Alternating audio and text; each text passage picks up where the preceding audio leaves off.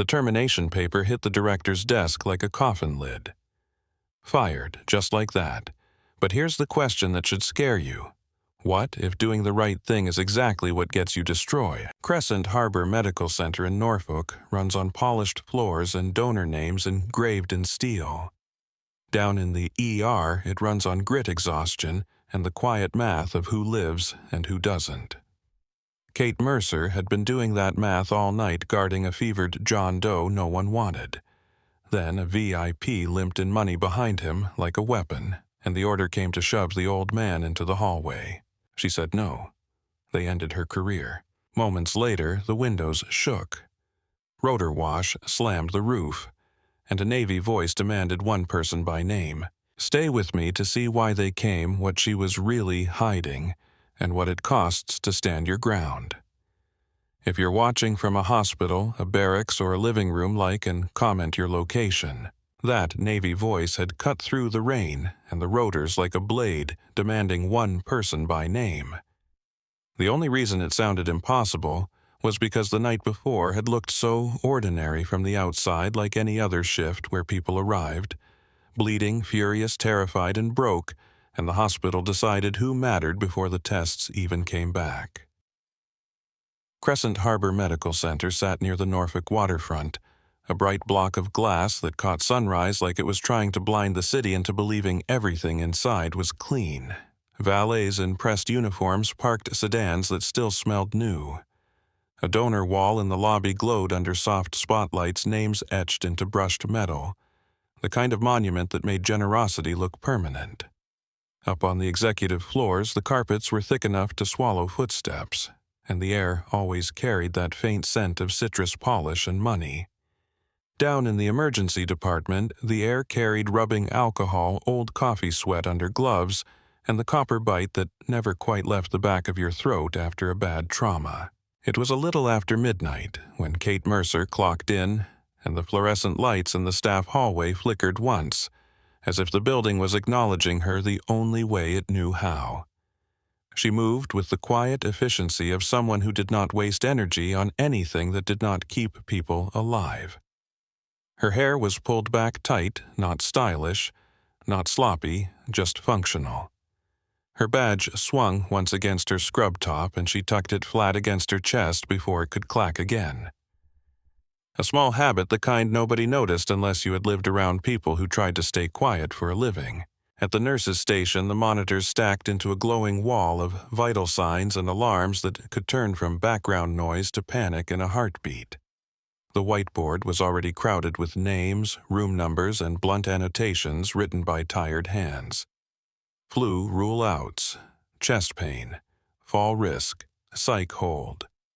A half-erased note near the bottom read, "Beds turnover now," in thick red marker like a warning. Megan Holt was at triage chewing a piece of gum like it was the only thing keeping her from screaming.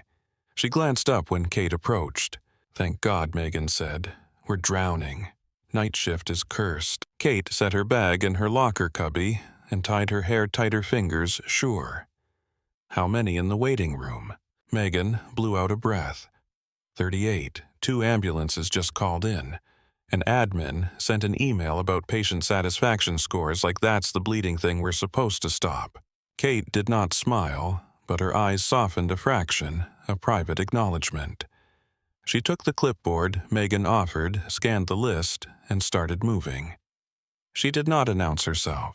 She did not look for permission. She just stepped into the stream of bodies and noise and did what needed doing. The first hours were a blur of routine chaos. A toddler with a barking cough, cheeks flushed and sticky with tears, clinging to his mother's shirt while his father paced with his hands locked behind his head. A construction worker with a nail through his palm who insisted between clenched teeth that he was fine, that he just needed something to cut it out.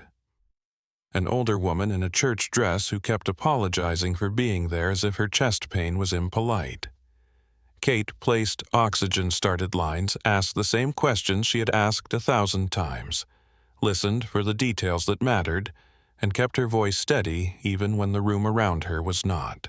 She worked beside Dr. Ethan Vale, one of the attending physicians who still made eye contact when he spoke to nurses. He was not young anymore, but he still looked surprised sometimes by the things the job demanded. His hair was damp at the temples with sweat, and he had a permanent crease between his eyebrows from squinting at screens.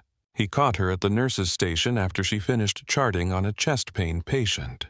"Mercer," he said, lowering his voice, "you pulled a double yesterday. Tell me you didn't pull a double today." Kate clicked her pen, then capped it and set it down like she was putting away a weapon. 16 hours total. I'm fine. Ethan stared at her for a moment, then looked away at the board like it could explain her. "You're not fine," he said. "You're functional. That's not the same thing." Kate glanced at the hallway where a patient in a paper gown sat hunched forward, rocking slightly, whispering to himself. A security guard stood nearby, hands folded, eyes tired. "People don't come here because they are fine," Kate said. "They come because they ran out of choices." Ethan exhaled, half a laugh with no humor in it. "That should be on a brochure. Admin would hate it." Kate did not answer. A call light blinked. She moved.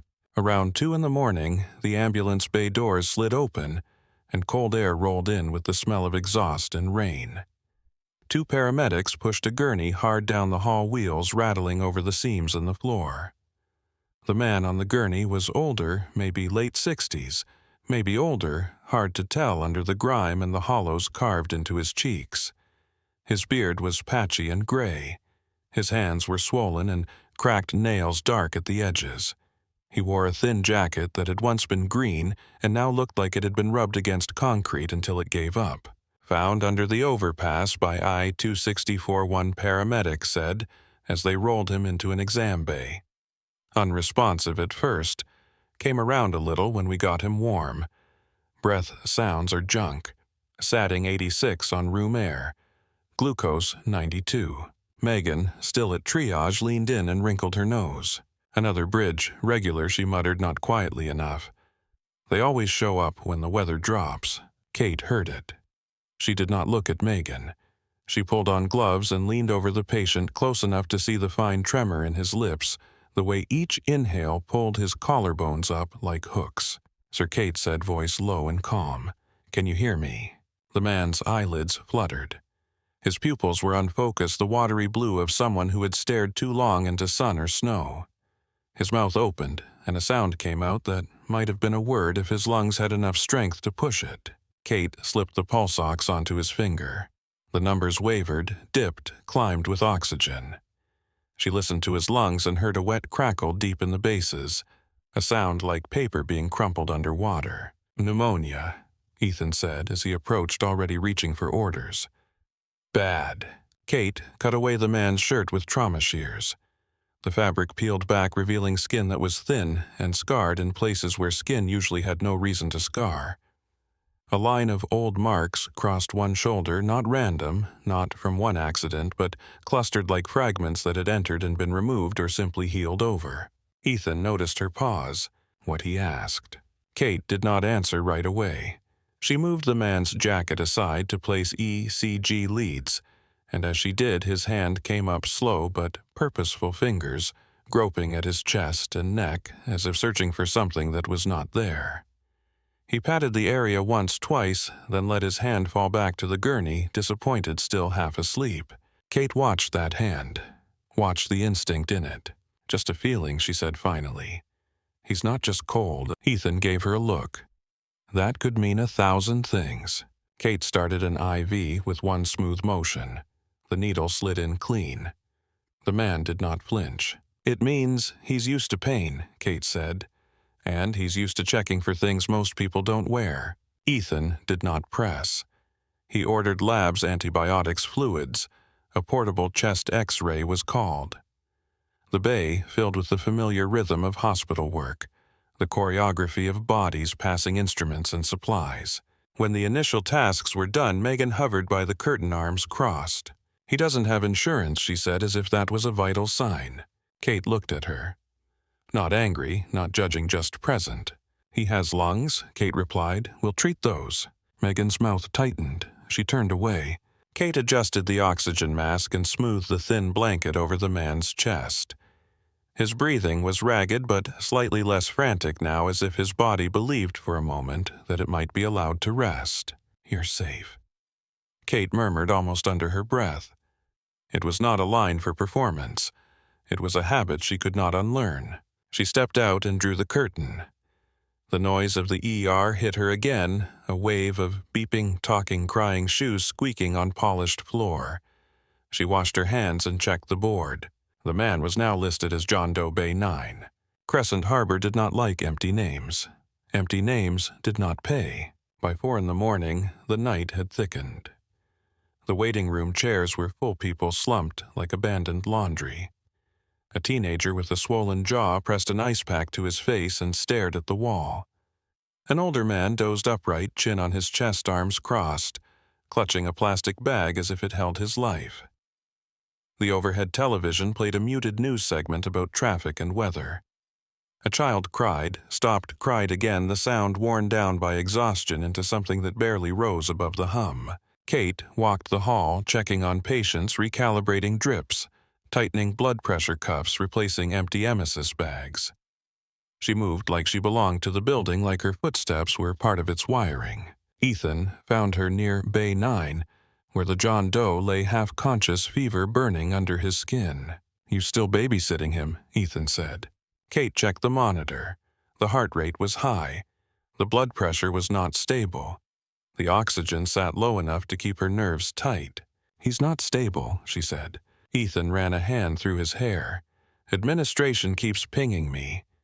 They want beds opened. They want the trauma bays cleared before day shift floods in." Kate did not glance toward the admin offices. She did not need to. The pressure existed like gravity. Ethan lowered his voice more. "Crow is on the early rounds today." Kate's eyes flicked to him just once. "He likes to watch people scramble." Ethan's mouth twisted. "He likes to watch numbers behave. If he sees a John Doe in a bay, he'll demand we move him to a hallway chair with a pulse ox and call it compassion." Kate tightened the tape on the IV line, fingers precise. "Not this one." Ethan studied her face, searching for the reason that lived behind her calm. "You're attached," he said. Kate paused, then continued her work. "I'm responsible," she replied. Ethan did not argue. He had learned which fights were pointless. He patted her shoulder once quick, then walked away to answer an overhead call. As dawn crept toward the windows, the hospital's personality shifted. Day staff arrived with fresh coffee and slightly less haunted eyes. Housekeeping carts squeaked down the halls. The smell of breakfast drifted in from somewhere upstairs, absurd in the middle of illness. The ER did not care about sunrise. It kept the same fluorescent glare and the same rules. Kate had just finished checking Bay 9 again when a deep vibration passed through the floor, subtle at first. A bass note under the building. She looked up instinctively, then realized it was only the cleaning machine in the hall, the kind that rumbled like a distant engine. She exhaled and turned back to her patient. The John Doe's eyes were open now, just slits. He stared at the ceiling as if reading something there. Sir Kate said softly, "Can you tell me your name?" His lips moved. Nothing came out. "Do you know where you are?" she asked. He blinked once. A tear formed in the corner of one eye and slid down into his temple hair. Kate adjusted the blanket again. "It's okay," she said. "Rest." She stepped out, then stopped when she saw the transport order printed at the nurse's station. County Facility Transfer. Bed needed. Megan had left it there face up like a dare. Kate picked it up, read it, and set it back down with a quiet firmness that was not a request. Megan glanced up. "You can't just ignore that." "I can," Kate said. "And I am." Megan's eyes narrowed. "Crow is going to eat you alive." Kate's voice was even. "Then he'll be full." Before Megan could respond, the sliding doors at the ambulance entrance screamed open. The sound cut through the department like a knife.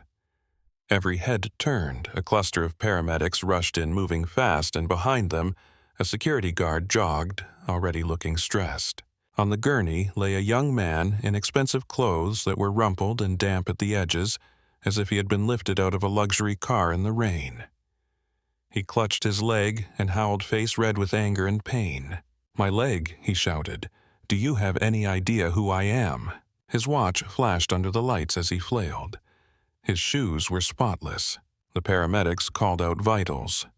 Compound fracture, stable airway, stable breathing, pain high. The young man did not care about the clinical. "You people better not touch me," he yelled. "My father will shut this place down."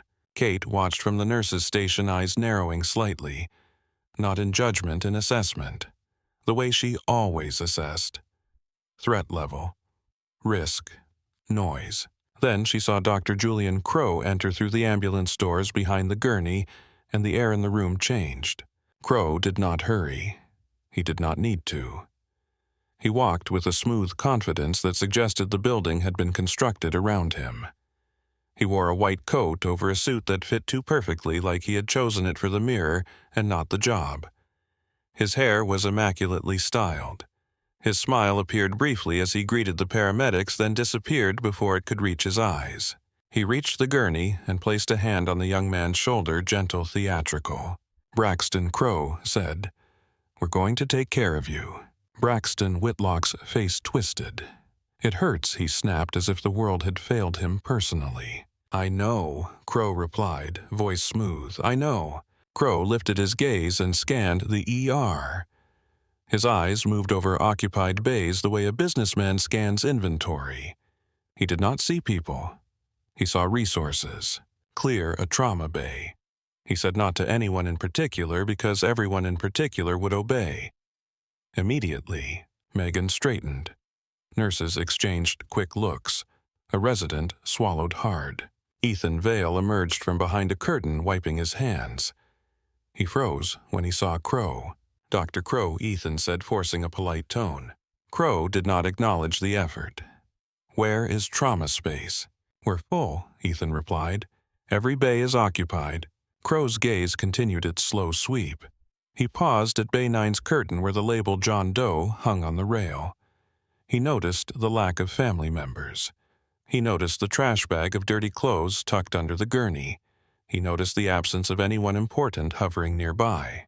His mouth lifted slightly, a decision made without effort. "Move that patient," Crow said. Ethan's face tightened. "He's unstable." Crow stepped closer, lowering his voice, but it still carried. "I didn't ask for a debate." Kate walked forward before she realized she was moving. She stopped between Crow and the curtain posture, calm hands relaxed at her sides. Not aggressive, not pleading, just present. Crow looked down at her, irritated by the interruption. "And you are," he began as if her name was inconvenient. Kate met his eyes, Nurse Mercer. Crow's gaze flicked to her badge, then back to her face. "Right. Mercer. Move the John Doe out. Put him in the hallway. Braxton needs this bay." Kate's pulse stayed steady. Her voice did too. "Bay 9 is critical," she said. "He has severe pneumonia and unstable blood pressure. He needs continuous monitoring." Crow's eyes hardened. "He is a homeless man taking up a trauma bay." "He is a patient," Kate replied. Crow made a small sound of disgust, like she had said something naive. "Braxton Whitlock's family funds this hospital. Their foundation underwrote half the new imaging suite. Their name is on the donor wall." Kate did not look toward the lobby. She did not give the wall power. "A donor wall does not stop a heart from failing," she said. For a moment, the ER seemed to quiet around them, not because the alarms stopped, but because people stopped talking. People sensed the shape of an argument that could get careers shattered. Ethan shifted uncomfortably. Megan stared at her clipboard. A resident pretended to read a chart. Crow stepped closer, invading space the way he did with everyone, as if proximity itself was authority. His voice dropped, meant to humiliate without needing to raise volume. "You will do as you are told," he said. That is how employment works. Kate held his gaze. The fluorescent lights reflected off her eyes, making them look colder than they were. "Employment," she said quietly, "is not the same as medicine." Crow's jaw tightened. He glanced past her at the curtain again, at the bed he wanted, at the patient he had already dismissed as unprofitable. "Move him," Crow repeated, sharper now, "or I will find someone who will." Kate did not speak immediately. She turned her head slightly toward Bay 9, listening to the wet rasp in the man's breathing through the curtain like a warning. She saw in her mind the hallway by the vending machines, the thin blanket, the way a fevered body could slip away in a crowd, and nobody would notice until it was too late. She turned back to Crow. "No," she said. The word did not echo, but it changed the room as if someone had turned a dial. Crow blinked once slow as if he had misheard. Ethan's shoulders tensed. Megan's mouth fell open slightly. Crow's face flushed, anger rising under his polished skin like heat under glass. He leaned in, voice low, dangerous, and the smile returned, not friendly, not even professional, just sharp. "Excuse me," he said. Kate did not move out of his path. She stayed between him and the curtain, steady as a door that would not open. Crow stared at her for another beat, then lifted his chin and spoke louder, letting the room hear who he was. "Security," he called without looking away from Kate. "And somebody clear that bay, now." Security arrived in a hurry that made their radios chatter and their hands hover near their belts. They did not look at the patients. They looked at Dr. Julian Crow because this hospital had taught everyone where their eyes were supposed to go. Crow pointed toward Bay 9 without breaking his stare from Kate. "Move the John Doe into the hallway," he said. "Whitlock goes into trauma." Braxton Whitlock was still howling on the gurney, sweat shining on his forehead, his expensive shirt twisted at the collar. One of the paramedics tried to calm him down, but Braxton slapped the hand away. "Do not touch me," he snapped. "Get me a surgeon. Get me a real doctor." Ethan Vale stepped between the gurney and the nurse's station, palms open, in that practiced way doctors used when they were trying to keep a situation from becoming a lawsuit. "Braxton, we're getting you pain control and imaging," Ethan said. "You're stable. We need to prioritize based on acuity." Braxton's eyes narrowed as if Ethan had insulted him. "My father's name is on your building," he said. "Acuity is whatever I say it is." Crow gave Braxton a placating smile, and then turned back to Kate, his patience thinning like paper held to flame. "Nurse Mercer," he said, voice sharpened by the audience around them. "I am not asking." Kate did not raise her voice. She did not perform. She simply held her ground in front of Bay 9's curtain, listening to the wet rattle of the John Doe's breathing behind the fabric. "You are asking me to endanger a critical patient," she said. "I am not doing it." Crow's eyes flicked to the security guards, then back to Kate. "Remove her," he said, as if she were a stool in the walkway, "and clear the bay." The nearest guard took a step forward. His name tag read Rodriguez. His face carried the resignation of someone who had chosen a job that made him the instrument of other people's decisions. He looked at Kate, then at Crow, then away again, caught between duty and decency. "Ma'am Rodriguez," began, voice low. "Please step aside."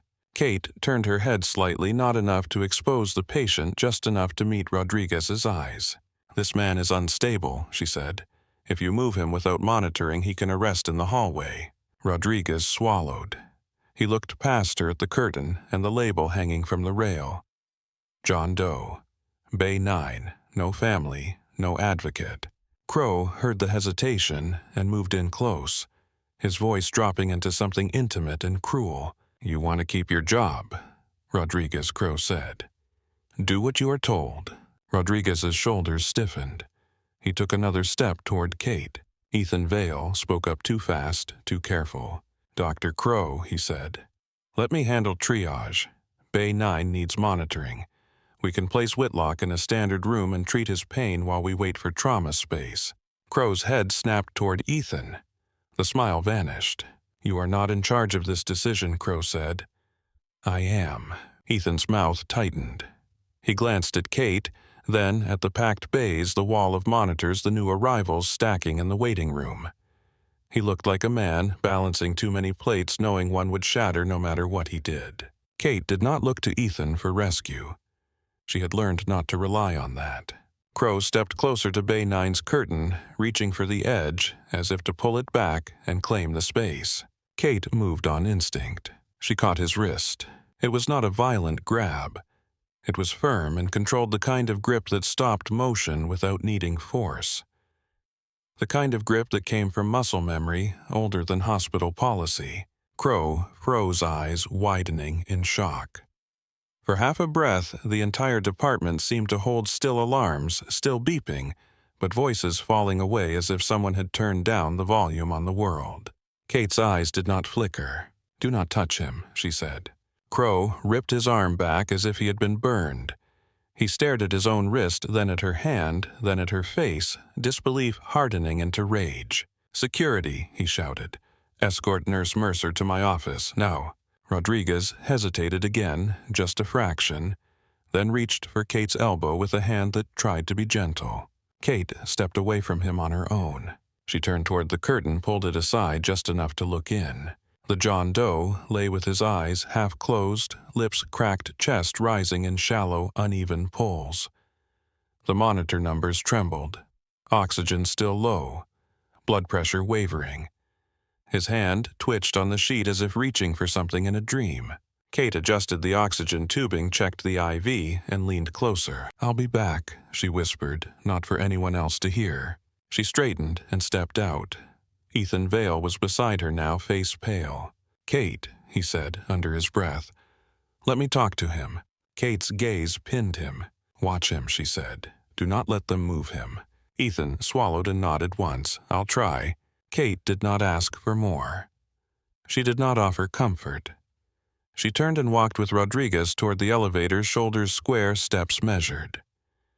Behind her, Crow's voice continued to cut through the air, directing staff like pieces on a board. "Clear trauma," he snapped, "now. And get Whitlock pain control. Bring in ortho. Call his father. Tell him we are taking care of his son personally." Braxton's complaining followed them like a siren as they left the department. The elevator ride felt like a slow ascent into a different world. Each floor that lit up above the buttons carried its own smell and temperature. The public areas were cooler, quieter, more carefully controlled. By the time the doors opened on the executive level, the air had changed completely. The carpeting swallowed footsteps. The lighting was softer. A reception desk sat behind a curve of polished stone. A framed picture of the hospital's newest wing hung on the wall, the donor names visible in the glossy photo. A vase of white lilies sat on a table, perfect and unnecessary. Crow strode ahead, not waiting to see if anyone followed. Rodriguez escorted Kate with a stiffness that suggested he wished he were anywhere else. Crow's office door swung open, and he marched inside. The room was large enough to feel like a statement. A wall of windows looked out over the city gray with morning drizzle. A shelf displayed awards and plaques and framed photographs of Crow shaking hands with men in suits. A thick desk dominated the room like a throne. Crow moved behind the desk and sat down.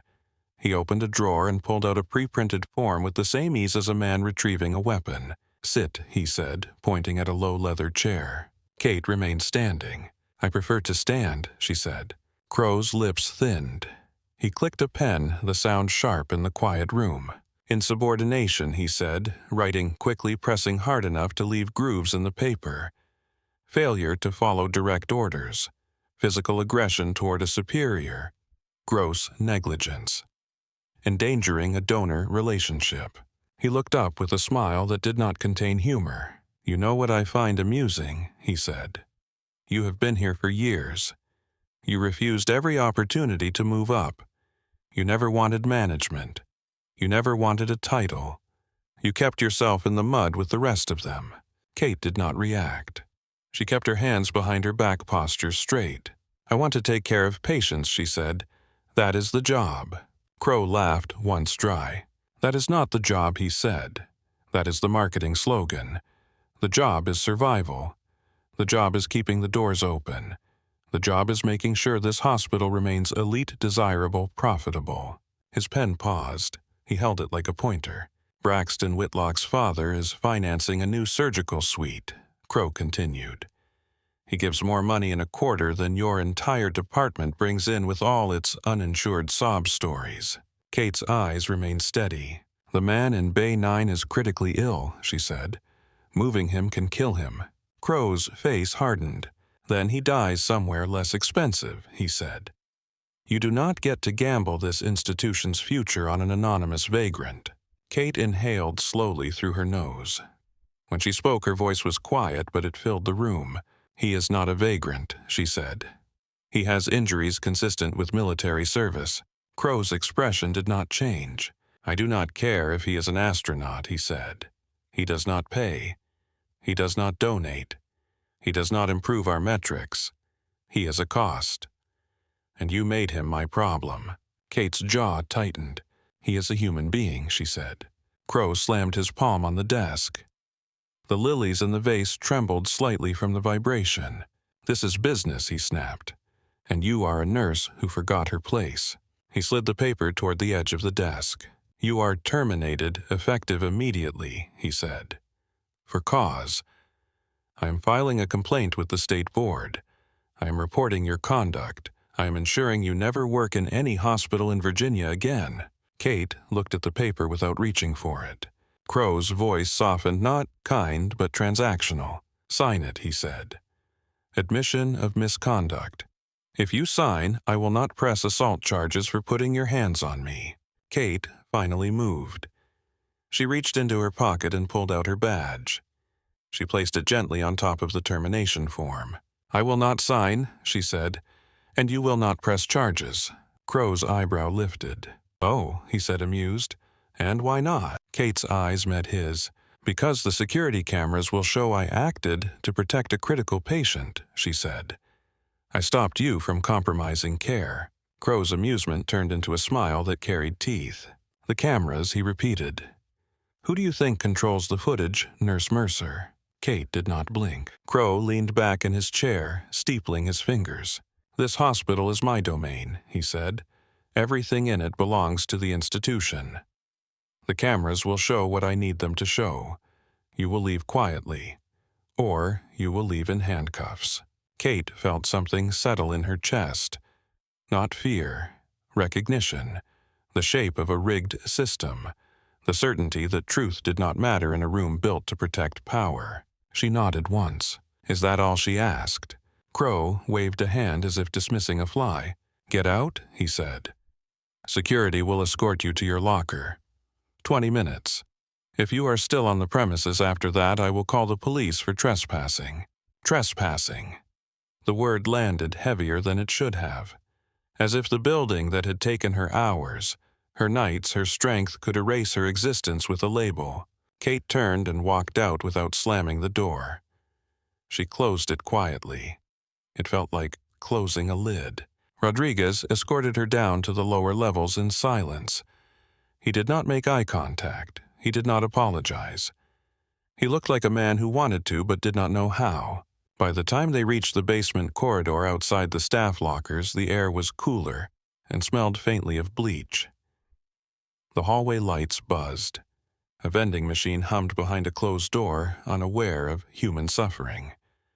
The locker room itself was empty, day shift already upstairs, night shift gone home. Rodriguez stopped at the entrance. I have to wait here, he said. Kate nodded. She walked to her locker, the metal dented in one corner. The paint scratched from years of being opened and closed by tired hands. She spun the combination and pulled it open. Inside was neat. A spare set of scrubs folded tight. A stethoscope looped carefully. A small framed photo tucked against the back wall corners worn.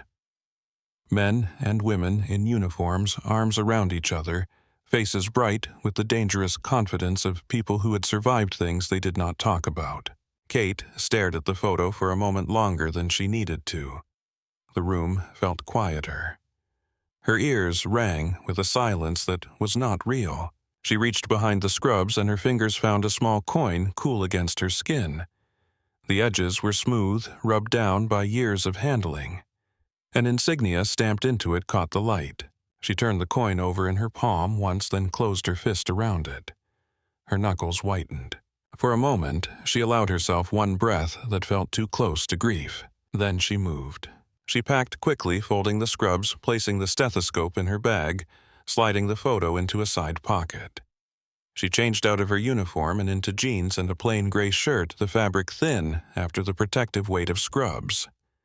Without the hospital badge, without the familiar layers, she felt exposed like a soldier without armor. When she zipped her bag, her phone buzzed. She looked down. Ethan Vale. Her thumb hovered for a fraction of a second, then tapped. The message appeared in short, broken lines. I am sorry. They moved him. Hallway, by the vending machines. I tried. Kate stared at the screen until the words blurred, not from tears, but from a heat that rose behind her eyes. Her grip tightened so hard the phone creaked in her hand. Rodriguez's voice drifted from the doorway. Time, he said quietly. Kate did not answer. She slung the bag over her shoulder and walked out of the locker room corridor. Rodriguez started to step forward, then stopped unsure. I have to escort you out, he said. Kate walked ahead of him. He followed at a distance, not touching her. The basement hallway led toward the public exit that cut past the emergency department waiting area. As they approached the ER corridor, the noise grew louder again. Coughing, phones, overhead announcements. The sound of a hospital pretending to function normally. Kate's feet slowed as she neared the vending machines. Then she saw the gurney. It was shoved against the wall near a row of chairs, half in the way, half ignored. A thin blanket was pulled up over a small body that looked even smaller here, surrounded by the everyday misery of the waiting room. People stepped around it without looking. A man in a hoodie stared at his phone. A mother rocked a crying child. Someone laughed at a video on a screen. The John Doe lay there like discarded laundry. Kate felt something cold and sharp settle in her gut. She ignored Rodriguez's hesitant step and walked directly to the gurney. The old man's skin was gray with a fever sheen. His lips were pale. His chest rose and fell in ragged pulls that sounded wrong in the open air. The monitor that should have been connected was gone. The oxygen tubing dangled loosely from the side. Kate knelt beside him, her bag slipping off her shoulder onto the floor. The tile was cold under her knees. I'm sorry, she whispered. I tried. The old man's eyes fluttered. At first, they looked cloudy, unfocused, like someone waking underwater. Then for a brief moment, they locked onto her face with startling clarity. His hand lifted trembling and closed around her wrist. His grip was surprisingly strong. Kate froze. His skin was burning. His mouth opened. A rasp of breath came out, and then a word that was not a word in the hospital world. Echo, he whispered. Kate's throat tightened. The waiting room noise dulled for a moment, as if her body had chosen what to hear. Echo 1, the old man wheezed, Cold LZ. Kate's eyes widened just slightly. She did not pull away. She let him hold on because the way he held her was not desperate.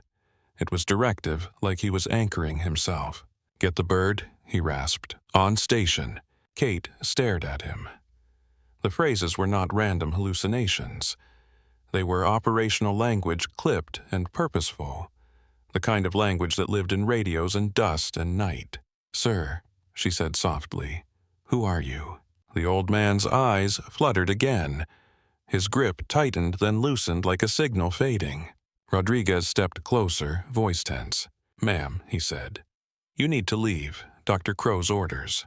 Kate stood gently, easing the old man's hand back onto the blanket. She adjusted the blanket around his shoulders, tucking it in as if warmth could replace monitoring. She turned to Rodriguez. I am leaving, she said. Rodriguez looked relieved and ashamed at the same time. He motioned toward the exit.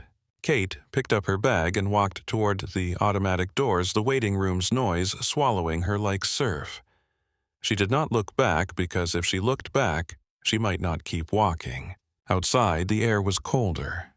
Rain fell in thin sheets, turning the hospital sidewalk slick.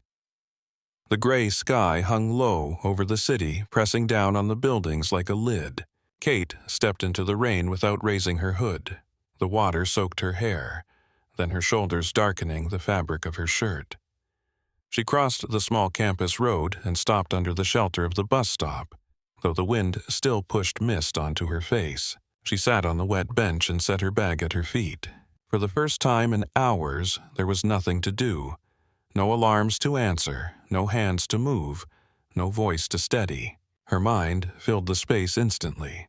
The termination paper, Crow's smile, Ethan's text, the old man's fevered grip on her wrist.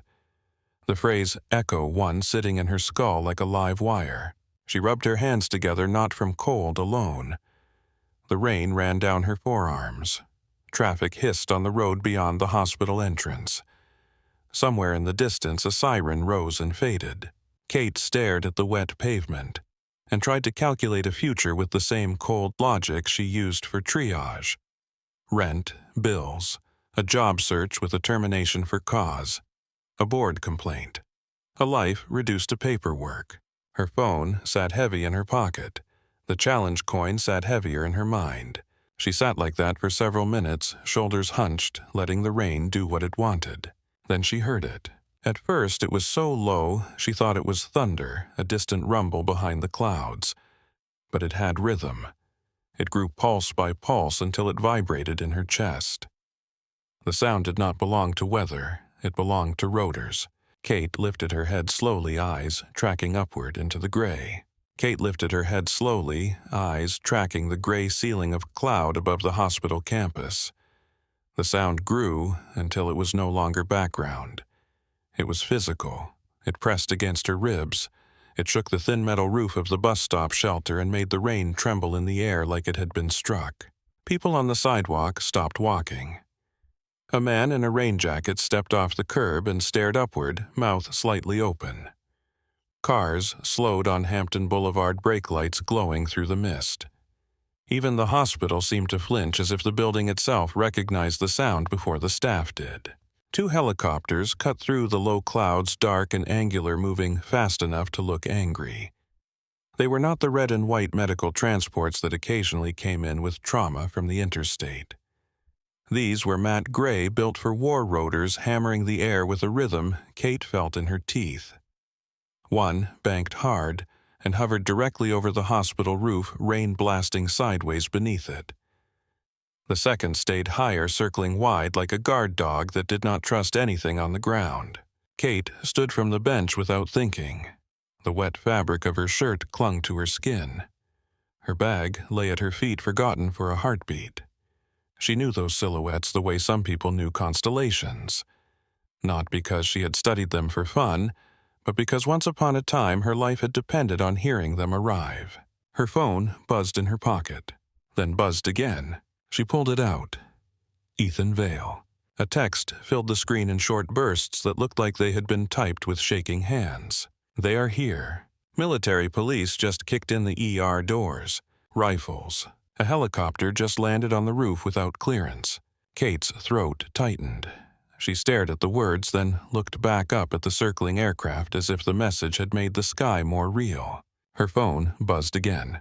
Now they are not asking for charge nurse. They are asking for you. Lieutenant Commander Kate Mercer. Kate's hand went still. For a moment, the rain did not feel cold. It felt distant, like she was underwater and the world above was moving without sound. Lieutenant Commander. A name that had not existed in this building. A rank that had never appeared on her badge. A part of her she had folded away so tightly that even she sometimes forgot the shape of it. Her heart gave one heavy beat, then settled into something older than panic. A calm that did not come from peace. A calm that came from training. She shoved the phone into her pocket, grabbed her bag, and started running. The hospital entrance doors slid open as she hit them. Warm air rushed out, smelling of hand sanitizer and coffee and wet coats. The lobby that had once looked like a hotel now looked like a stage in the middle of a raid. People crowded near the donor, wall phones raised. A receptionist stood frozen behind the desk, hands lifted slightly as if she had been told to keep them visible. Men in tactical gear moved through the space with precision boots striking marble. They flowed like a unit, not like security. Their rifles were held ready, but disciplined muzzles angled down until they needed to rise. They spoke in short phrases into radios that crackled with names and coordinates.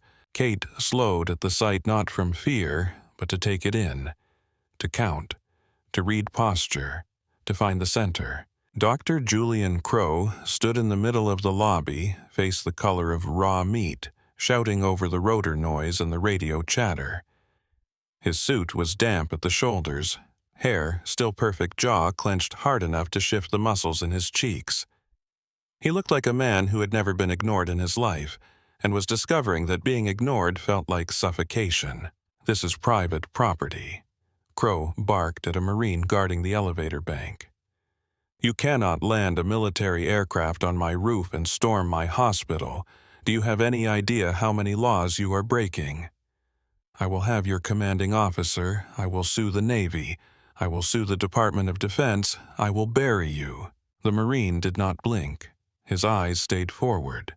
His hands did not move. Crow stepped closer, anger pushing him past caution. He reached to grab the Marine's sleeve. A figure pivoted behind Crow with sudden speed. Not violent, but decisive. A man in a tactical vest with captain bars on his chest caught Crow's wrist before Crow even realized he had moved. The grip was light.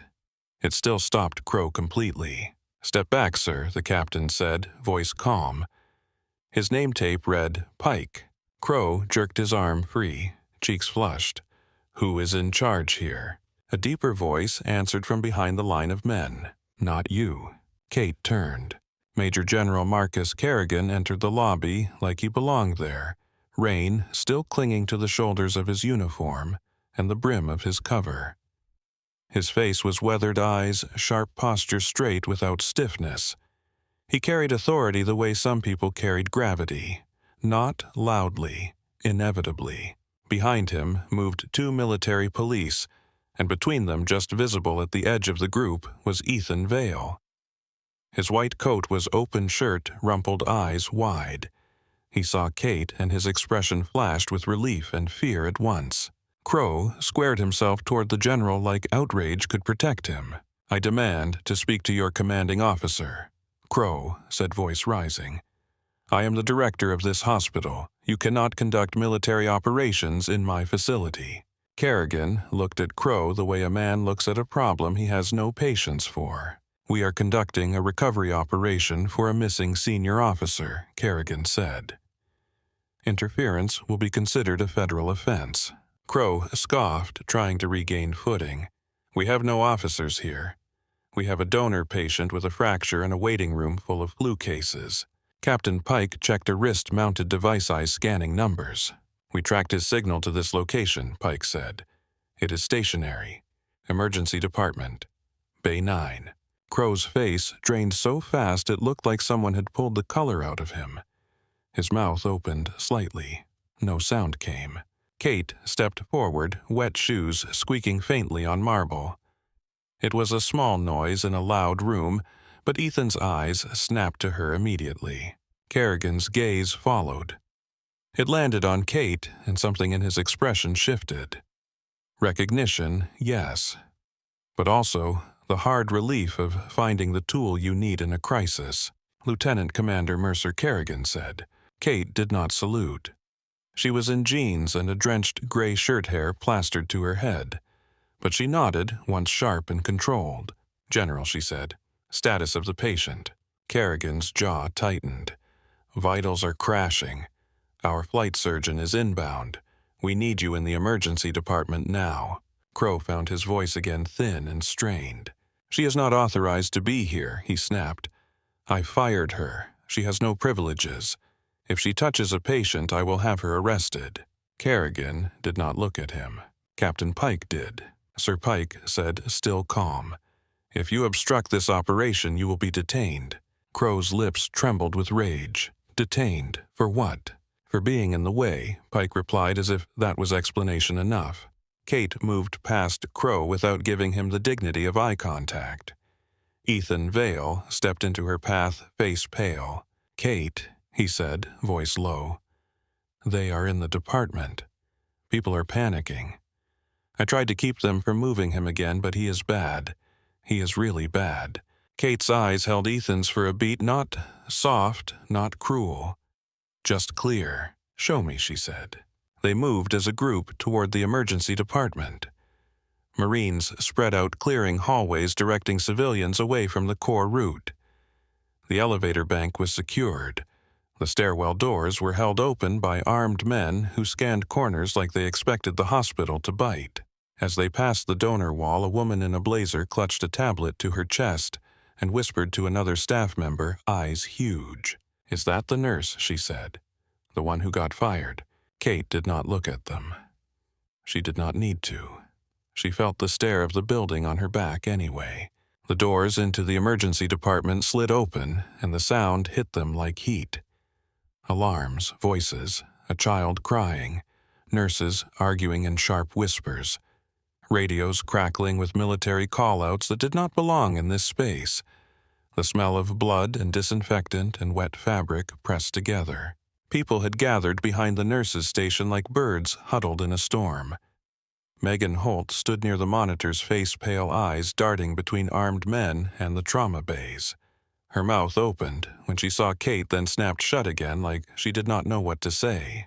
Captain Pike raised a hand slightly and his team moved to form a protective wedge around Kate and Kerrigan as they cut through the department. Not to intimidate patients, but to create a corridor. To keep hands and bodies from colliding in panic. "Where is Bay 9?" Pike asked. Ethan pointed toward the waiting room side corridor near the vending machines. His hand shook. "That way," he said. Kate saw the gurney before she reached it. The same spot. The same thin blanket. Now it looked worse because now she knew eyes were on it, and it still sat there like trash. Admiral Daniel Sloan, still labeled John Doe on the rail, lay gray and small beneath the lights. His lips were tinted blue. His chest rose in wet, shallow pulls, each one ending in a rattle that sounded like drowning. Kate's world narrowed.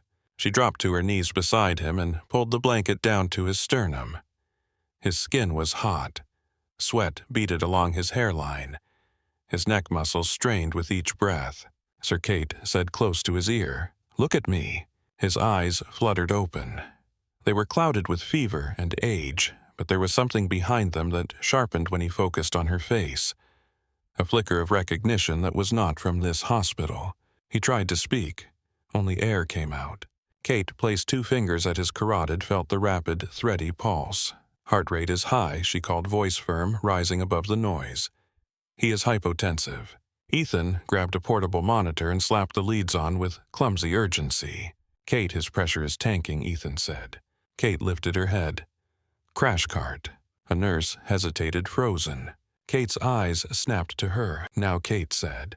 The nurse moved. Kerrigan stood at the foot of the gurney, jaw tight, watching with the focus of someone who understood that this was not a hospital moment.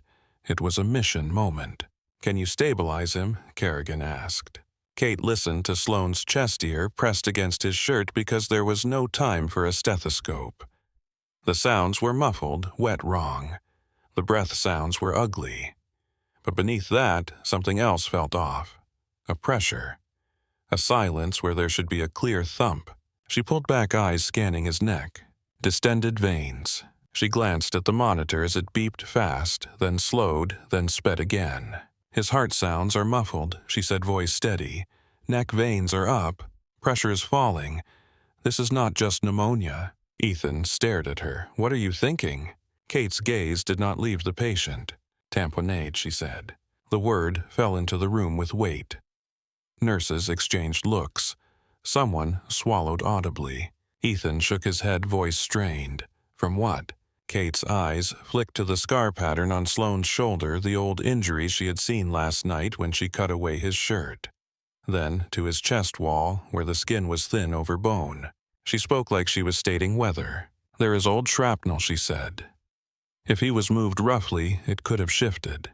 Crow's voice cut in from behind them, sharp with desperation. "This is insane," he snapped. "You cannot let her do anything.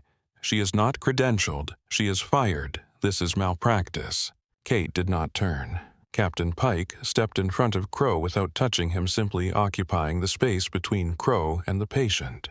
"Step back," Pike said. Crow's face contorted. "That man is a nobody. He was under a bridge, and she is a nurse." Kerrigan finally looked at Crow. His gaze pinned him like a nail. That man Kerrigan said, voice low, is Admiral Daniel Sloan, former commander of Joint Operations, and you ordered him into a hallway to make room for a rich child's tantrum. Crow's mouth opened, then closed. He looked as if his mind could not fit the words into the shape of his world. Braxton Whitlock's voice rose from somewhere inside the trauma area, still complaining, still entitled. "My father is on his way," Braxton shouted. "You people are going to pay for this." Kate lifted her head, eyes locking on the nearest trauma bay curtains. She could hear the softness behind them, the calm of a stable fracture being coddled because money demanded comfort. Ethan saw the direction of her gaze, and his face tightened. "Trauma 1 is occupied," he said, voice strained. "They put Whitlock in there." Kate's expression did not change, but the air around her did. The calm became sharper. "Not anymore," she said. She stood in one fluid motion and walked straight to Trauma 1. The crash cart rolled in behind her, pushed by a nurse whose hands were trembling. Kate grabbed the curtain and ripped it back. Braxton lay on the bed, leg elevated, scrolling through his phone with one hand, while two nurses adjusted pillows like he was a king who deserved the right angle of comfort. His face twisted in annoyance when light hit his eyes. "What the hell?" Braxton said. "Do you know who I am?" Kate looked at him once, then looked past him at the nurses. "Move him," she said. One nurse blinked rapidly. "Kate, we cannot just—" "Move," Kate repeated, voice flat. Braxton propped himself up, anger flaring. "My father is going to destroy you," he snarled. "You are a nobody. You are fired. You are soaked, and you look insane." Kate leaned in slightly close enough that Braxton could see there was no argument to win here. "You have a fracture," she said. "You have a pulse. You are breathing. You are not dying." Braxton's lips parted to shout again. Captain Pike stepped into the bay with two Marines behind him. Pike's voice was calm. "Sir, you are being relocated." Braxton's eyes widened. "Relocated? You cannot touch me." The Marines did not argue. They moved with efficient care, lifting the gurney and sliding Braxton onto it while maintaining stability of his injured leg. One nurse tried to protest, hands lifted. Kate's voice cut through. "Pain meds continue," she said. "Monitor him in the hallway. You do not abandon him. You simply stop pretending he is the only person in this department." Braxton began to yell again as the Marines wheeled him out, voice echoing down the corridor. "This is kidnapping. My dad, my dad." Kate turned back to the room. "Clear the bay," she said. The nurses moved, startled into obedience by the certainty in her voice. Within seconds, Trauma 1 was empty. A space, finally, that could be used for what it was built for. Kate jogged back to the vending machine corridor where Sloan lay. His breathing had worsened. His eyes were half open, unfocused. His hand twitched against the blanket as if searching for something to hold. Ethan grabbed the head of the gurney. "On 3, he said." Kate nodded. "On 3. They moved him into Trauma 1 Marines, creating a corridor staff stepping aside. The wheels rattled. The monitors beeped.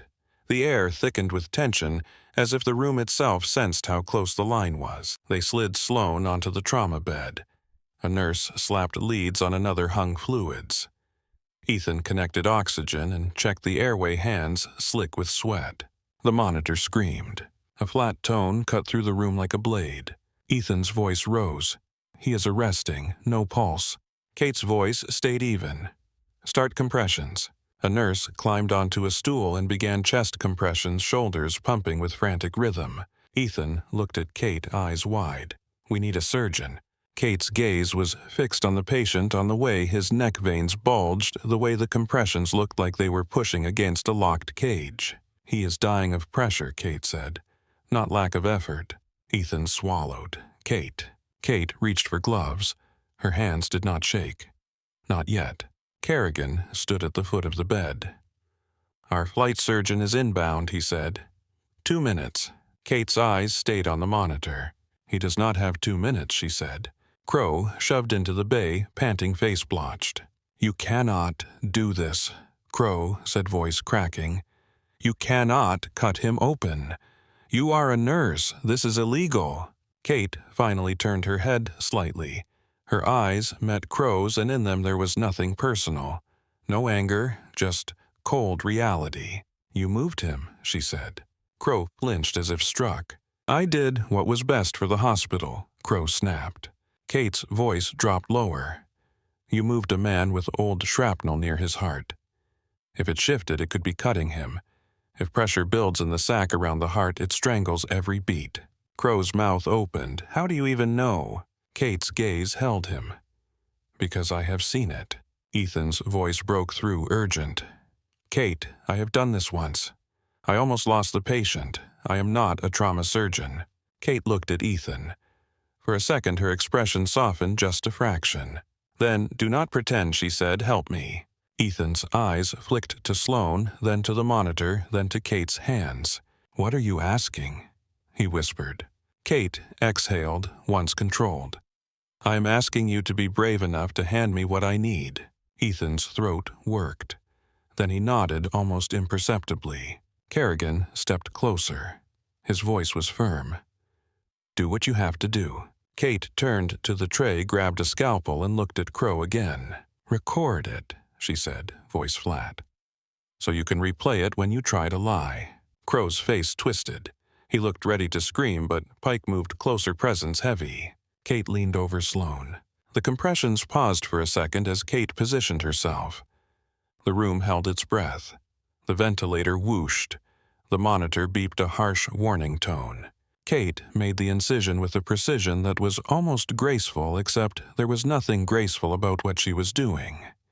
Blood welled. The smell hit immediately, warm and metallic. Ethan sucked in a breath. Kate, Retractor Kate said. A nurse hesitated, then thrust the instrument toward Ethan. Ethan took it with hands that trembled, then steadied when Kate's voice anchored him.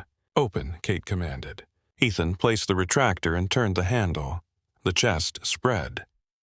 The room went very quiet, as if everyone had decided their bodies could survive without breathing for a moment. Jesus, someone whispered. Kate's face did not change. Her eyes were focused, her world narrowed to tissue and time. There, she said. The pericardium bulged dark and tense, pressure trapped inside strangling the heart. Kate made a small cut. Dark blood surged out. Not a spray, a rush like a released fist. Under her hands, the heart gave a weak thump, then another. The monitor shifted. Ethan's voice cracked with relief. We have rhythm. Kate did not celebrate. Suction. A nurse moved forward with the suction tip, hands shaking. Kate guided the motion with minimal words. Here, Kate said, eyes scanning, bleeder. Ethan leaned in, sweat dripping from his hairline. That is close to the artery. Kate's fingers worked with controlled urgency. She found the source. A small tear near the ventricle, a thin line of damage that could kill him as easily as a bullet. Kerrigan's voice came from the doorway. Flight surgeon in 30 seconds. Kate did not look up. He will not last 30 seconds like this. Ethan's voice went thin. Kate, if you stitch wrong. Kate's eyes flicked to Ethan, and in that flicker was something that made him stop. A memory, perhaps. A version of Kate he had never met. You hold the light, she said. Ethan blinked. What? Hold the light, Kate repeated, voice firm. A nurse swung a bright surgical lamp closer.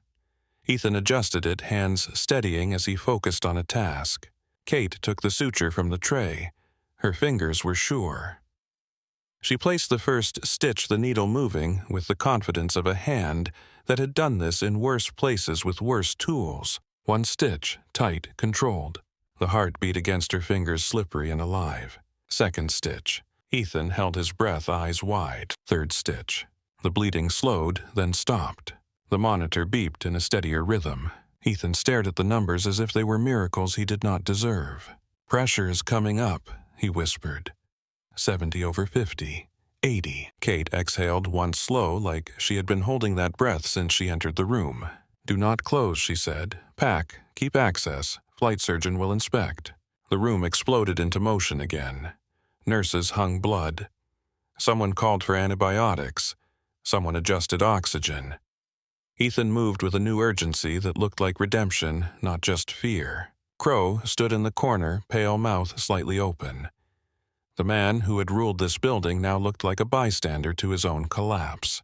The doors swung open, and a team in flight suits rushed in, moving fast, faces set. The lead physician wore rank on his collar and carried himself like someone who had treated wounded men in worse places than Norfolk.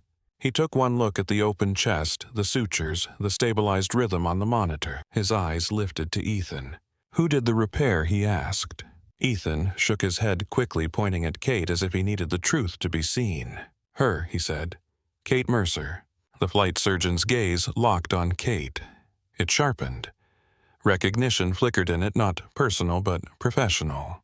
He stepped closer. "Lieutenant Commander Mercer." Kate's hands were still. Blood streaked her forearms. Rainwater dripped from her hair. She looked exhausted and unbreakable at once. "Is he stable enough to move?" Kerrigan asked. The flight surgeon assessed quickly, hands sure. "For now," he said. "We transport with chest open and controlled. We keep pressure stable. We move fast." Kate nodded once. "He is septic," she said. "He needs antibiotics continued. He needs oxygen support. Watch for pressure drop." The flight surgeon looked at her, then at the patient. "You saved him," he said. Kate did not answer. She stepped back to the sink in the corner and turned on the water. Blood swirled down the drain in dark ribbons. Only then did her hands tremble just slightly as adrenaline drained away. She clenched her fingers, forced them still. Kerrigan approached. His voice lowered no longer for the room. "You did exactly what I needed you to do," he said. Kate grabbed paper towels and dried her hands. "I am not in uniform," she said. "I am not credentialed here. He fired me." Kerrigan's eyes held hers. "You were acting under emergency authority." Kate's jaw tightened. "That is not a magic shield." Kerrigan reached into his pocket and pulled out a folded document, edges damp from the rain. "I signed this on the roof," he said, holding it out. "As of this morning, you are returned to active duty status for the duration of this operation."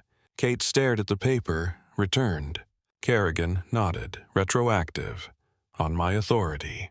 Kate's breath caught for a fraction of a second. She looked at the document, then away, then back again, as if her brain refused to accept it. Crow's voice rasped from the corner, smaller now. "You cannot do that. This is a hospital. This is civilian." Captain Pike stepped toward him. "Sir, you are going to remain here." Crow's eyes darted. "Remain. You cannot detain me. I have rights." Pike's expression did not change.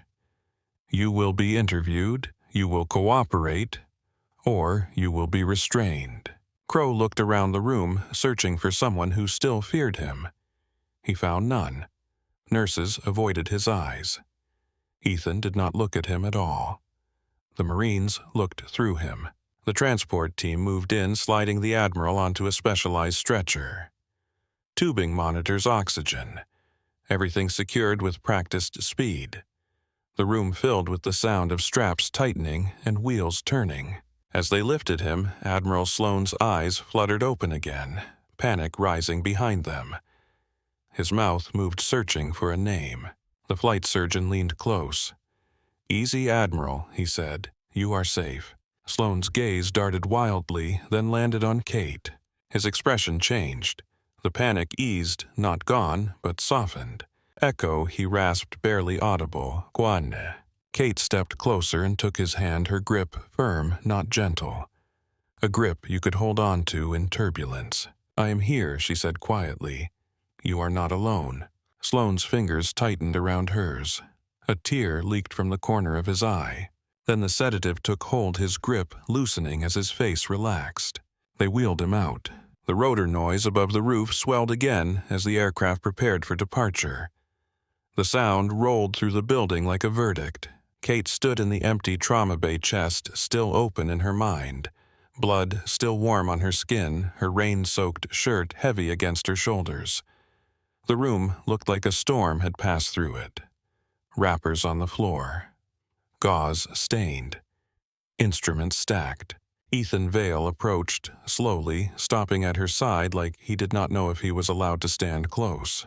"Kate," he said, voice rough, "I'm sorry." Kate did not look at him. "You moved him," she said.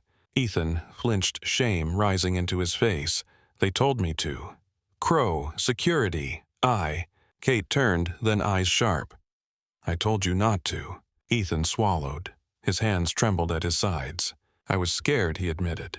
Kate held his gaze for a moment that felt like a measured wait. Then be scared, she said, and do it anyway next time. Ethan's eyes filled, but he nodded, yes. Kerrigan's voice came from behind them. Lieutenant Commander. Kate turned. Kerrigan stood in the doorway, rein still on his shoulders, eyes steady. The aircraft is ready, he said. He will not allow anyone else near him once he wakes. He asked for you. Kate glanced toward the corridor where the transport team had disappeared. The hospital's fluorescent lights buzzed overhead, indifferent.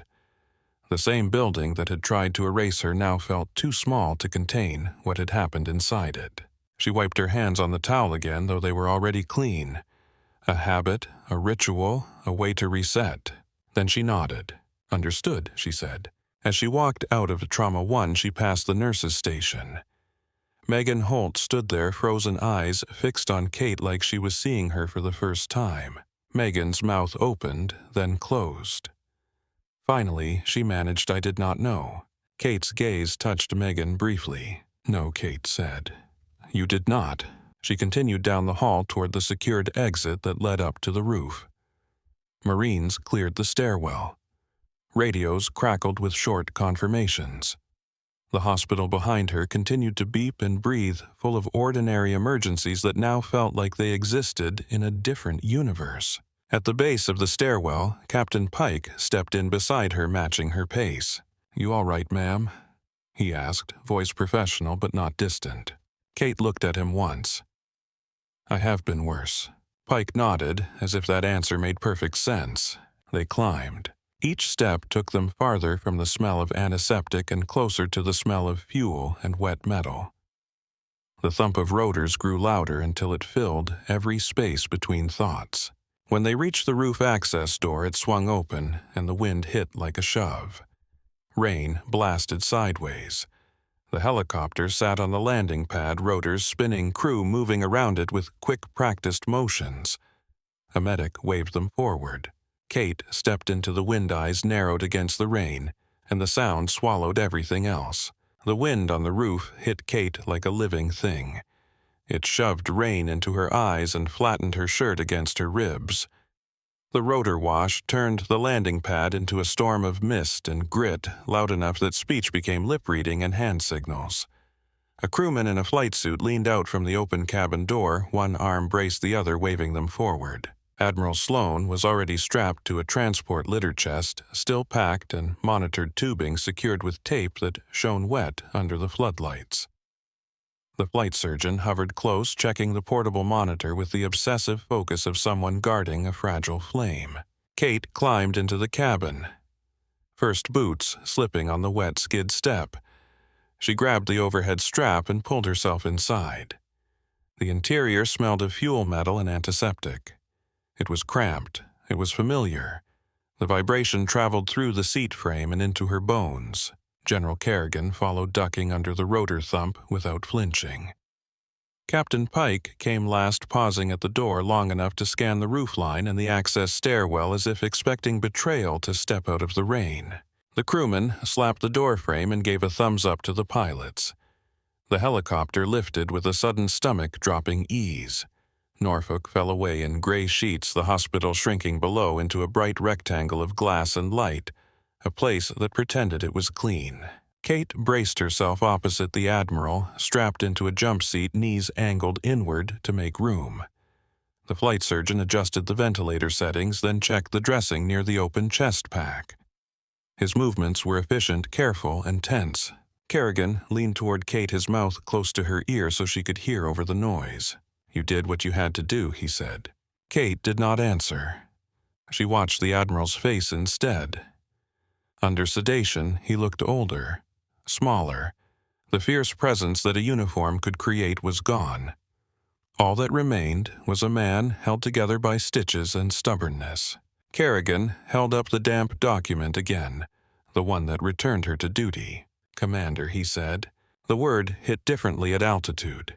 It carried weight. It carried consequence. Kate's eyes flicked to the paper, then back to the Admiral. "I did not ask to be brought back," she said. Kerrigan's gaze stayed steady. "He asked for you." Kate's jaw tightened, a muscle working once. "I did not know he was here," she said. "No," Kerrigan replied, "you did not." The helicopter banked slightly, the cabin tilting. Kate felt the shift in her stomach, then the steadying correction from the pilots.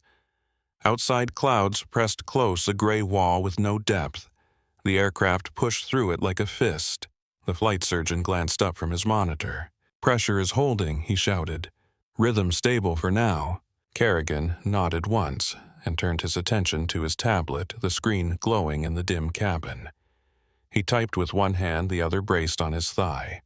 Words moved on the screen, messages and confirmations, the unseen machinery of authority clicking into place. Kate sat still, hands on her knees, watching every number on the portable monitor without appearing to watch. Her body was calm, but she felt the cost of it in her muscles, a low ache that came from hours of tension, finally realizing it had been holding the whole time. Her phone pressed heavy in her pocket. It vibrated once. Kate did not move immediately. She waited, eyes still on the Admiral, as if ignoring it could make the world simpler.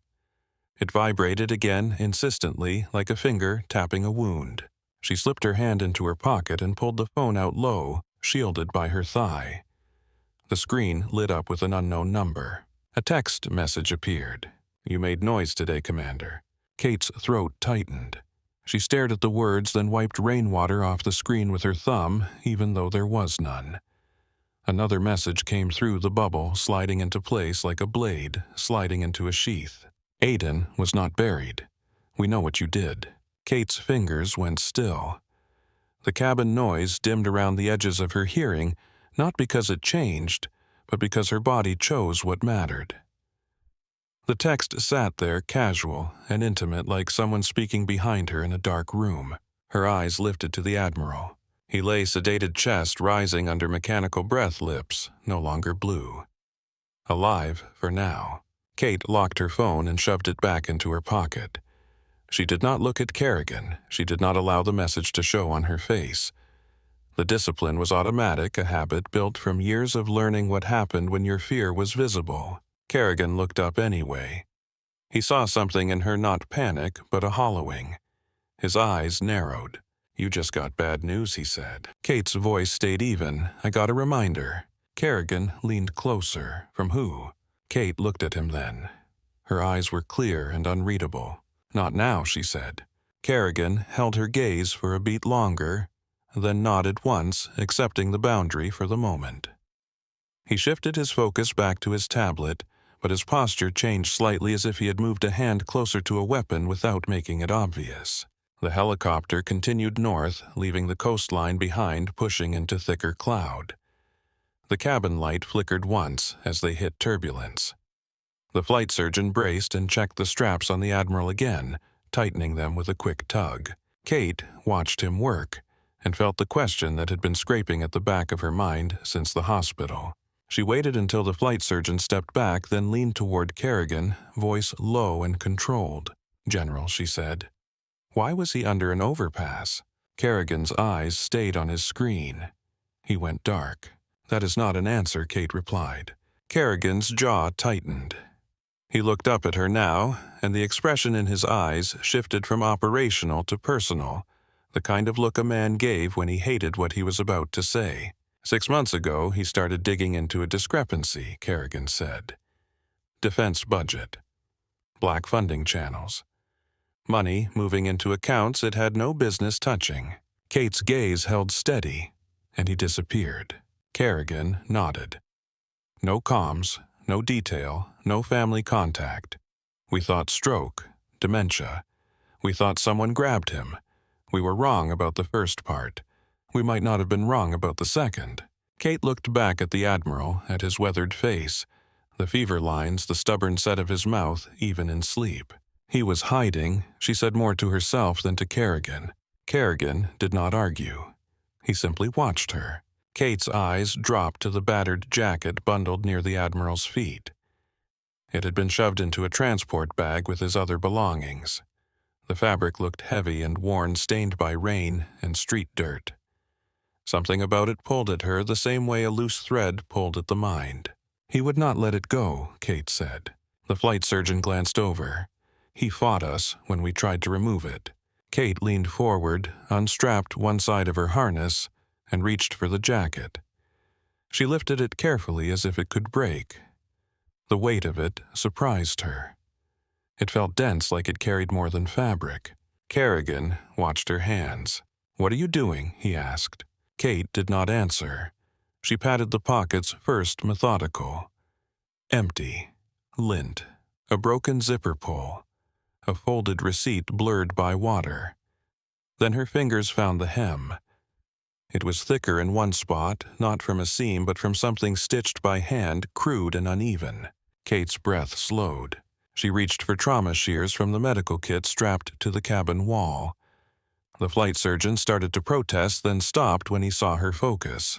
Kate slid the shears into the hem and cut through the crude stitching in one clean line. Something small and hard dropped into her palm. A data card, black, no larger than her thumbnail. Kerrigan's eyes sharpened instantly. Kate held it up between two fingers. The rotor noise swallowed the silence that followed, but the moment itself felt quiet anyway. "He hit it," Kate said. Kerrigan leaned closer, face darkening evidence. Kate turned the card over. No label, no markings. Clean, deliberate. "He became invisible," she said. A homeless veteran is the easiest thing in the world to ignore. Kerrigan's mouth tightened. He played dead while he was still breathing. Kate slid the card into a small plastic specimen bag and sealed it with a firm press. "He got sick," she said. "Pneumonia. He ended up in a private hospital that does not like patients who cannot pay." Kerrigan's gaze shifted away for a fraction of a second, a rare flicker of disgust that was not about war. Kate looked down at her hands. Her fingers still smelled faintly of blood, no matter how much she had washed. "And Crow put him on paper," she said. Kerrigan nodded slowly. "We pulled preliminary billing records while you were working. The hospital has been sending claims to the VA for an Admiral Sloan for weeks." Kate's eyes snapped up. Weeks. Kerrigan's expression hardened. Claims for treatments he did not receive in that building. Not under that roof. Not with that body. Kate stared at him. The pieces began to align with a cold clarity. "Ghost patients," she said. Kerrigan's eyes did not blink. "That is what it looks like." Kate thought of the donor wall, the polished lobby, the way Crow had said business like it excused everything. She thought of the John Doe label hanging from the rail. If they were billing the VA, Kate said they were using the names of veterans who cannot fight back. Kerrigan's voice dropped lower. "And if someone was watching the system for the Admiral's name, those claims lit up like a flare." Kate's stomach tightened. The text in her pocket felt heavier now, as if it had gained mass. She looked at Kerrigan, then finally spoke the thing she had been holding. "I got a message," she said. Kerrigan's eyes narrowed. "From who?" Kate pulled her phone out and unlocked it. The screen showed the unknown number and the last message. "Aiden was not buried. We know what you did." Kerrigan read it once, then again. His face hardened into something dangerous. "Aiden," he repeated. Kate's voice stayed controlled, but something in it went tight at the edges. It was overseas. It was a cleanup. Kerrigan's gaze held hers. He did not ask for details yet. He shifted back to his tablet, fingers moving faster now. "We have a reception team waiting at the landing zone," Kerrigan said, reading. "Medical transport and a defense liaison group. They requested custody." Kate's head lifted. "Who signed the transfer?" Kerrigan scrolled, then stopped. His expression changed in a way Kate recognized instantly. A man seeing a name he did not want to see. "Nolan Voss," Kerrigan said. Kate felt the air leave her lungs in a slow, silent pull. Kerrigan looked up. "You know him." Kate's eyes stayed locked on the general. "He was there." Kerrigan's voice dropped. "With you." Kate's jaw clenched. "With the people who made sure only one person walked away." The helicopter hit another pocket of turbulence. The cabin rocked. The flight surgeon grabbed the stretcher rail to steady the Admiral. The monitor beeped, then settled again. Kerrigan stared at the tablet as if it had become a weapon. "The reception team is already staged," he said. Kate leaned closer, voice low enough that only he could hear. "If we land where they expect us, they do not need to chase us. They can take him clean." Kerrigan's eyes flicked to the Admiral. "And the card," he said. "And the card," Kate confirmed. Kerrigan did not hesitate. He leaned forward toward the cockpit and keyed his headset mic. "Pilot," he said, voice hard, "abort approach." A confused voice crackled back through the intercom. "General, we have priority clearance. The team is waiting." "I said abort," Kerrigan repeated. "New destination." The pilot hesitated only a fraction of a second, then answered. "Copy. New destination." Kerrigan keyed the mic again. "Divert to Quantico. Full perimeter lockdown. No one touches this aircraft without my authorization." The pilot acknowledged. The helicopter banked hard, tilting the cabin. Kate's shoulder pressed into the seat frame. She felt the G-force drag at her chest. Through the open side window, she saw a strip of runway, far below a line of black vehicles parked in formation like insects waiting at a carcass. Even from altitude, the scene looked staged. Too neat. Too ready. The helicopter turned away from it. Kate sat back, breathing slow. The flight surgeon checked the Admiral again, then glanced toward Kerrigan, reading the tension. "Problem," he shouted. Kerrigan did not answer with words. His posture said enough. The cabin shook again. This time it did not feel like turbulence. A shrill alarm began to scream from the cockpit, a sound that cut through rotor noise like a drill. The pilot's voice snapped over the intercom. "Missile lock." Kate's body went cold and calm at the same time. She unbuckled one strap, then rebuckled it tighter, checking the Admiral's restraints with quick hands. The flight surgeon's eyes went wide. "In U.S. airspace," he shouted. Another warning tone screamed higher, pitched urgent. "Flares," the co-pilot yelled. Bright flashes erupted outside, magnesium bursts dropping from the aircraft like falling stars. The helicopter dove suddenly, brutally. Kate's stomach rose into her throat. The Admiral's stretcher straps creaked as the gurney shifted. The flight surgeon braced his body over the patient, shielding him with his torso. Kate grabbed the stretcher rail with both hands, knuckles white, her face inches from the Admiral's. She watched the monitor numbers flicker, then stabilize again as the pilots fought gravity and physics like they were wrestling an animal. The alarm kept screaming. "They are firing on us," the co-pilot yelled. "This is insanity." Kerrigan unholstered his sidearm, the motion sharp and controlled, though the weapon looked absurd in a helicopter that could be shot down from the ground. Kate looked at him. "They do not want witnesses." Kerrigan's eyes were hard. "Keep him alive." The helicopter leveled low, hugging treetops. The world outside the window became green blur and gray rain. Kate could see branches whipping below too close. The pilots were using terrain like cover. The alarm tone dropped, then rose again, then cut out in a sudden silence that was almost worse. Kate realized her breathing had been locked. She forced air in and out slow. A new sound replaced the alarm. A grinding vibration. A subtle shudder in the airframe that did not belong. The pilot's voice came tight. "We took damage, hydraulic pressure dropping." Kerrigan keyed his mic. "Put it down." "General," the pilot protested, "we are not near Quantico." "Put it down." Kerrigan repeated, voice absolute. "Find a clearing, now." The helicopter surged forward for another minute that felt like an hour. Then the trees opened into a muddy field near a highway soaked and uneven. The pilot flared hard rotors, chopping the air, the aircraft sinking fast. They hit the ground with a crunch that traveled through Kate's teeth. The landing gear collapsed. The helicopter tilted, skidding sideways through mud. Metal screamed. The cabin slammed, then jolted again.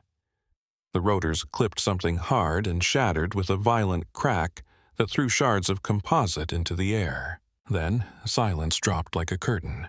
For a heartbeat, nobody moved. Kate's ears rang. The smell of fuel filled the cabin, sharp and sweet. Rain hissed against the hot metal outside. Kerrigan's voice cut through the haze. He kicked at the jammed door until it buckled open. Mud and rain blew inside. Captain Pike moved first, jumping down into the field rifle, up scanning. The flight surgeon unstrapped the Admiral with trembling hands. Kate grabbed the stretcher rails. "On 3, she said. The flight surgeon nodded, swallowing hard. They dragged the Admiral out into the wet grass boots, sinking into mud. The Admiral groaned, faintly sedation-holding, but his brow furrowed as if pain was finding him through the haze. Pike's men fanned out, forming a perimeter with disciplined speed. Kerrigan moved to the rear of the wreckage, eyes on the highway. In the distance, sirens wailed.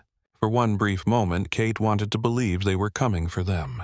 Then she heard engines that did not sound like emergency vehicles. Deeper, faster, multiple. Black SUVs tore off the road and onto the field, bouncing through mud with aggressive confidence as if they had been given permission to ignore laws and physics alike. Kate's pulse stayed steady. Her mind clicked into a narrower channel. "They found us," she said. Kerrigan's jaw tightened. "They never lost us." The SUVs stopped 200 yards away in a staggered line. Doors swung open. Men poured out in tactical gear that looked official until you watched how they moved. They were good, too good to be random.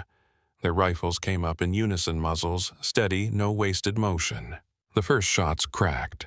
Bullets slammed into the helicopter's torn fuselage, pinging off metal. Dirt and mud kicked up near Pike's boots. A round snapped past Kate's ear with a sound like ripping fabric. Pike shouted commands, voice sharp. "Contact front, hold line." Kerrigan crouched behind a chunk of wreckage, sidearm up, eyes scanning for the leader. Kate pulled the Admiral tighter in to cover her body between him and the gunfire, the old instinct returning without permission. She checked the portable monitor clipped to the stretcher. Heart rate elevated. Pressure fragile. "He cannot handle this," she shouted to the flight surgeon. The flight surgeon's face was pale. He clutched his medical kit like it was a shield. "I need a hospital," he yelled back. Kate's eyes flicked to the wreckage. Oxygen cylinders lay scattered near the torn cabin, one rolling slowly in the mud as if trying to escape. Another burst of gunfire cracked. Pike's men returned fire in controlled bursts, not spraying placing rounds with discipline. One attacker dropped to a knee, then fell forward into the grass. Kate watched the attackers adjust, spreading wider, trying to flank. She saw a figure move low through the tall grass to their right, using the wreckage as blind cover. Her gaze sharpened. She looked at the dead co-pilot near the cockpit, his rifle half submerged in mud. For a second, her hand hesitated, a muscle memory clash with a life she had tried to bury. Then she moved. She crawled to the cockpit area, grabbed the rifle and pulled it free with a wet, sucking sound. She checked the magazine with quick hands. It was loaded. She racked the charging handle. The motion felt too familiar. Kerrigan saw her weapon, and his eyes narrowed, not with surprise, but with recognition. Kate slid back into cover, rifle braced against her shoulder. The attackers on the right were closer now, moving low, using the grass like concealment. A head rose for a fraction of a second. Kate exhaled and squeezed the trigger. The figure dropped. "One down," she called, voice steady. The field smelled like wet earth and fuel and cordite. Rain fell harder, turning the scene into a smear of gray and green, but the gunfire made its own clarity. A man stepped forward from behind the center SUV, holding a megaphone. He did not crouch. He did not run. He walked like he believed bullets belonged to other people. His hair was dark and neat. His coat was expensive, even in the rain. His voice carried over the megaphone, amplified and calm. "General Kerrigan," he called. "Surrender Admiral Sloan and the evidence. This ends clean." Kerrigan's eyes went hard. He shouted back without the megaphone voice, raw and furious. "You are not taking him." The man smiled faintly, as if amused by the stubbornness. "You have 30 seconds, the man said. "Then we level this position." Kate's gaze locked on him. She did not need to be told who he was. She felt it the way you felt a storm pressure change. Nolan Voss. Kerrigan glanced toward Kate. His eyes asked without words. Kate nodded once. "He is the one," she said. Kerrigan's jaw flexed. He looked toward Pike, who was crouched behind a chunk of rotor housing, rifle up, coordinating his men. Kerrigan held up the specimen bag with the data card for a fraction of a second. Then he shoved it into Pike's hand. "Run," Kerrigan barked. "Get it to the highway. Flag State Police, do not stop." Pike's eyes widened. "Sir." "That is an order," Kerrigan snapped. Pike hesitated for a single beat, then nodded. He tucked the bag inside his vest and sprinted into the tall grass toward the road. Bullets tore the mud around his feet, kicking up sprays like angry water. He zigzagged low, fast, disciplined. Then he disappeared into the mist. Voss saw Pike break away. His calm smile vanished. "Stop him," Voss snapped, voice sharp now. Two attackers broke from the line and ran after Pike, rifles up firing. Pike vanished into the tree line. Kerrigan fired 3 rounds toward the pursuers, forcing them to duck. One stumbled, then kept moving. Kate's eyes tracked them, then returned to the attackers still advancing on the main line. Voss raised the megaphone again, but his voice was no longer calm. "You are making this messy," he shouted. Kerrigan's voice came back grim. "You brought the mess." The attackers surged forward, desperate now that the evidence was running. Their formation loosened. They fired faster. Mud erupted around the wreckage. Metal rang as rounds struck the fuselage. Kate stayed low, firing in short bursts, counting shots, controlling recoil, doing the thing she had sworn she would never do again. The flight surgeon crouched beside the admiral, hands shaking as he checked the patient's airway and adjusted tubing. A round struck the ground near his knee, spraying mud across his face. He flinched hard, then forced himself back to the task. "I cannot lose him," he muttered, more to himself than to anyone else. Kate looked at the admiral's face. Even sedated, he seemed to fight, brow-furrowed, mouth set, as if his body refused to surrender. Another shot cracked. A Marine on Kerrigan's left went down with a grunt, clutching his shoulder. Kerrigan dragged him back behind cover, with one arm still firing, with the other movements tight and efficient. Kate's eyes flicked to the scattered oxygen cylinders again. One lay near the wreckage, leaking, with a faint hiss valve cracked from impact. The sound was small, but in Kate's mind it was loud. It was a line of possibility. She leaned close to Kerrigan, voice low. "The oxygen tank," she said. "It is leaking." Kerrigan's eyes followed her glance. He saw it. He understood instantly. His expression did not change, but his posture shifted. "Can you do it?" he asked. Kate's mouth tightened. "Yes." Kerrigan shouted to the nearest Marine, "Roll it." A Marine crawled through mud to the cylinder, grabbed it, and shoved it forward. The heavy tank rolled down a slight incline toward the attackers, wobbling, picking up speed in the wet grass. Voss's men noticed too late. Back, someone yelled. Kate braced her rifle, aimed not at a person, but at the brass valve. Her breathing slowed. The world narrowed to a small circle of metal and rain. She fired. The round struck the valve. The pressurized oxygen ignited in a sudden violent bloom, a fireball that swallowed the front line of attackers and threw mud and debris into the air like a wave. Heat rolled across the field, even through the rain. Men screamed. Some fell, some crawled. The line broke. For a fraction of a second, the gunfire stopped. In that ringing pause, a new sound rose from the highway. Heavy engines, multiple, not SUVs. Armored vehicles smashed through a fence line and rolled into the field, headlights cutting through rain camo paint dark with mud. A loudspeaker barked. "Cease fire." Uniformed forces poured out, rifles up, moving with disciplined aggression. The attackers froze, then dropped weapons as barrels swung toward them from all directions. Voss stepped backward, face-tight hand moving toward his coat pocket. A dozen rifles tracked him. He stopped. Kerrigan stood drenched and blood-streaked from a cut on his forehead, weapon still raised. His voice carried over the engines and rain. "Nolan Voss," he said. "On your knees?" Voss's eyes met Kerrigan's. For a moment, hatred burned there, sharp and personal. Then he lowered himself slowly into the mud. Kate's shoulders sagged a fraction, not in relief, but in the sudden release of held tension. She turned back to the Admiral, dropping beside the stretcher. The monitor still beeped, still alive. Kate pressed 2 fingers to the Admiral's wrist and felt the pulse weak but present. "It is all right," she said quietly, not for anyone else to hear. The flight surgeon exhaled hard, almost a sob, then wiped rain from his face with the back of his hand. "We need evacuation," he said. Kerrigan turned toward the newly arrived commander.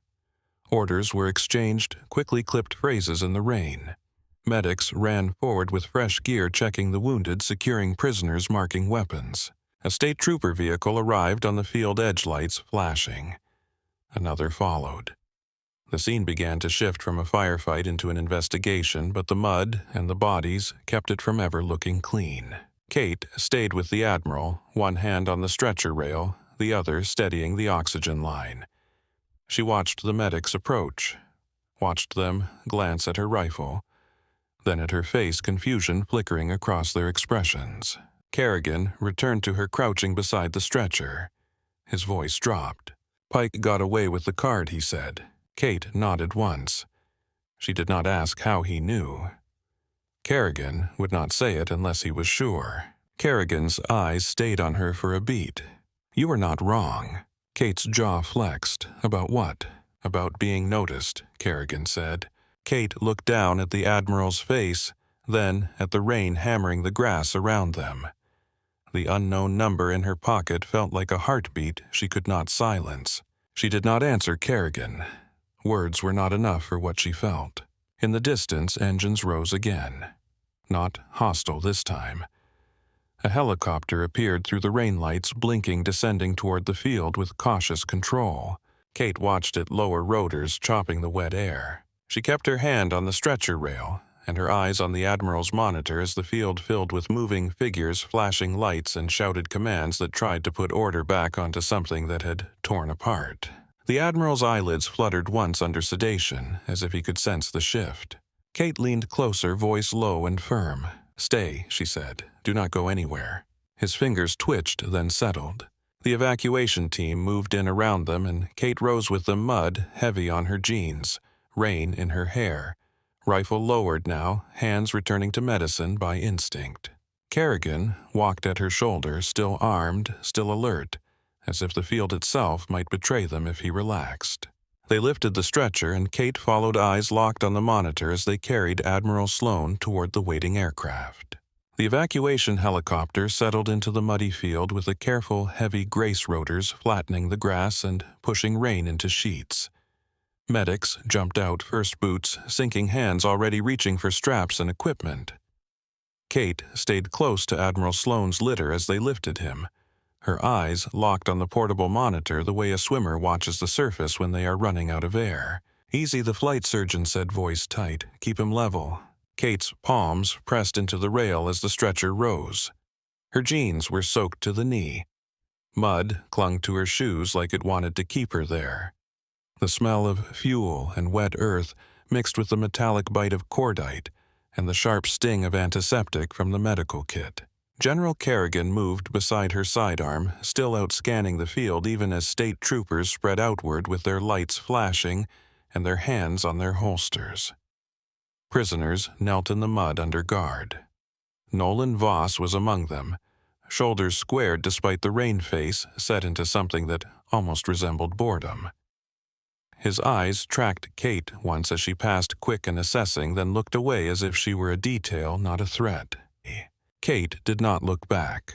She climbed into the helicopter with the litter team, one hand on the Admiral's oxygen line, the other steadying the monitor. The cabin was brighter than the ruined aircraft had been, clean and sterile, but the vibration was the same. It crawled through her bones and tried to wake something old. They lifted off and the field dropped away. Below them, the wreckage of the Black Hawk lay tilted in the mud, a broken spine of metal and torn panels. The line of SUVs looked small from altitude, like toys abandoned in a storm. The men on the ground became dots, then nothing, swallowed by rain and distance. The flight surgeon leaned over the Admiral, checking the dressing, checking the rhythm, checking the pressure. His eyes flicked to Kate. "How are your hands?" he asked. Kate realized she had been clenching her fingers. She forced them open. The tremor was gone now, buried under focus. "Steady," she said. The surgeon nodded as if he believed her because he needed to. He adjusted the sedation, then looked at Kerrigan. "We can get him to a secure facility," he said. "We keep the chest access. We keep antibiotics running. We keep blood ready." Kerrigan gave a single sharp nod. "Do it." Kate watched the Admiral's face as the sedative deepened. His brow unfurrowed. His mouth relaxed. For the first time since she saw him under the overpass grime, he looked like he could rest. Her phone pressed against her thigh like a stone. She did not pull it out again. She could feel the words in her pocket without needing to read them. Kerrigan sat opposite her tablet in his hands. The glow lit the lower half of his face, cutting his features into sharp planes. He tapped, paused, tapped again, then looked up. "Pike is safe," he said over the rotor noise. Kate's eyes flicked to him. "The card." "He handed it to state police and the federal liaison, I trust," Kerrigan replied. Chain of custody established. Kate exhaled, once slow and controlled. She had not realized she was holding that breath. The helicopter touched down at Quantico an hour later, rain still falling, the base lights smeared by mist. The landing zone was locked down exactly as Kerrigan had ordered. A ring of Marines stood with rifles at low ready faces, stern eyes scanning. Military ambulances waited with engines running. No black SUVs, no trench coats, no smiling men with megaphones. They moved the Admiral fast, rolling him through a secured corridor and into a medical bay that smelled like bleach and cold metal. The flight surgeon transferred care to a waiting trauma team. Hands replaced hands. Monitors beeped in a steadier rhythm. A Navy doctor checked the sutures and gave Kate a look that lingered a fraction longer than protocol, a silent acknowledgement.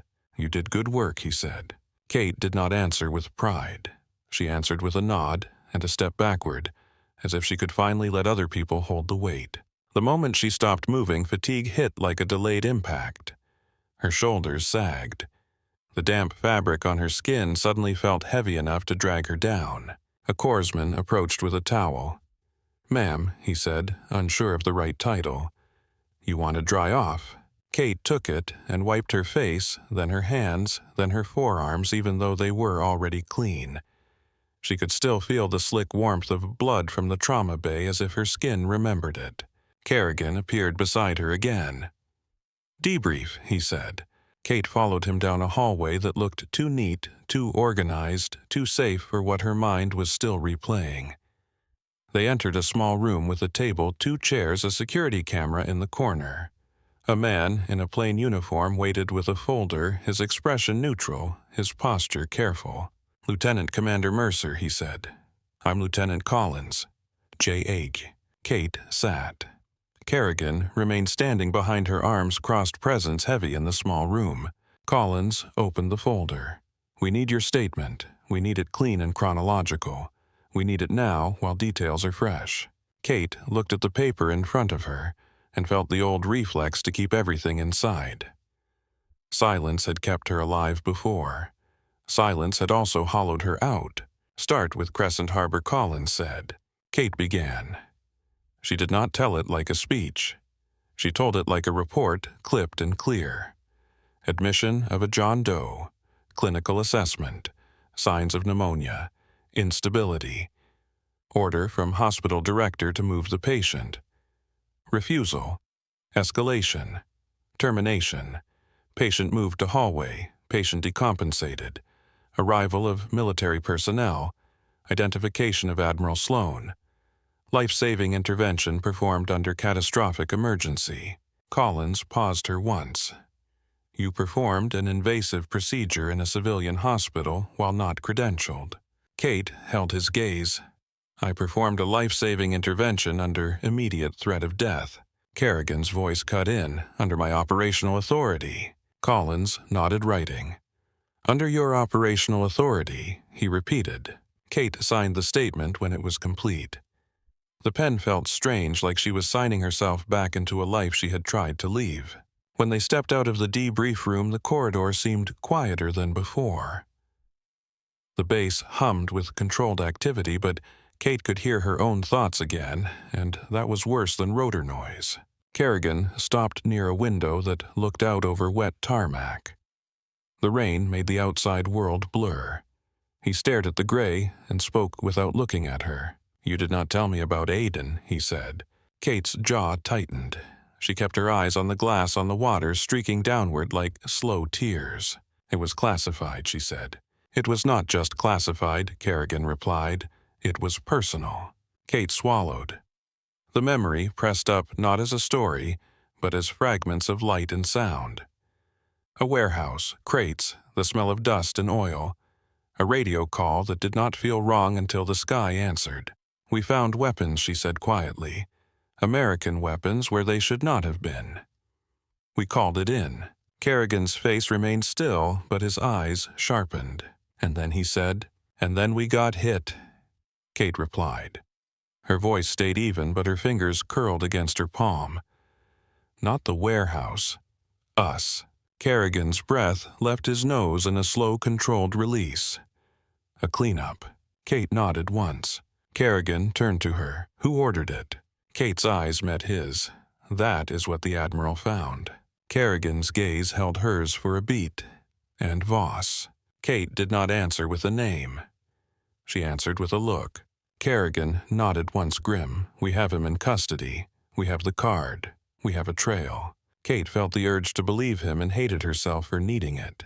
"How deep?" she asked. Kerrigan's mouth tightened, deep enough that they were willing to fire on a friendly aircraft. Kate's phone buzzed in her pocket, a vibration so small it could have been imagined. Her muscles tensed anyway. She did not reach for it. Kerrigan noticed. "You are carrying something," he said. Kate took a slow breath. "I am carrying what I always carry." Kerrigan looked at her for a moment longer, then stepped back. "Get food, get sleep," he said. "We will need you coherent." Kate nodded. She did not promise sleep. She was not in the habit of promising what her mind would allow. 2 days later, Crescent Harbor Medical Center looked different on a screen than it had felt from inside. News footage played in the base common area. Federal agents walked through the lobby with evidence bags. Computers were carried out. Boxes of files were stacked on carts. The donor wall gleamed behind them like a cruel joke. Dr. Julian Crow was escorted out in cuffs, face-tight, chin lifted as if pride could keep him upright. Cameras flashed. His polished suit looked rumpled for the first time. He glanced toward the building as he was placed into a vehicle, eyes furious and disbelieving like he still thought someone would stop it. Kate watched from across the room, arms folded, coffee untouched in her hands. She did not feel satisfaction. She felt a quiet, cold clarity. The system had eaten people for years. Today, it was eating one of its own. Ethan Vale called her that night. The secure line rang once, then twice, then connected. "Kate," Ethan said. His voice sounded scraped raw. "They questioned me for 6 hours. Kate held the receiver, eyes on the dark window of her quarters. "Good," Ethan exhaled shakily. "I gave them everything. Emails, orders, the transfer printouts. I told them I moved him. I told them it was wrong." Kate was silent. Ethan's voice cracked. "I'm sorry." Kate closed her eyes for a moment. The image of the Admiral on the hallway gurney rose in her mind small under a thin blanket. "I know," she said finally. "But knowing does not change what happened." Ethan swallowed. "What happens to you?" Kate opened her eyes. "I go where I'm told." There was a pause on the line. Then Ethan spoke again, softer. "I did not see you," he said.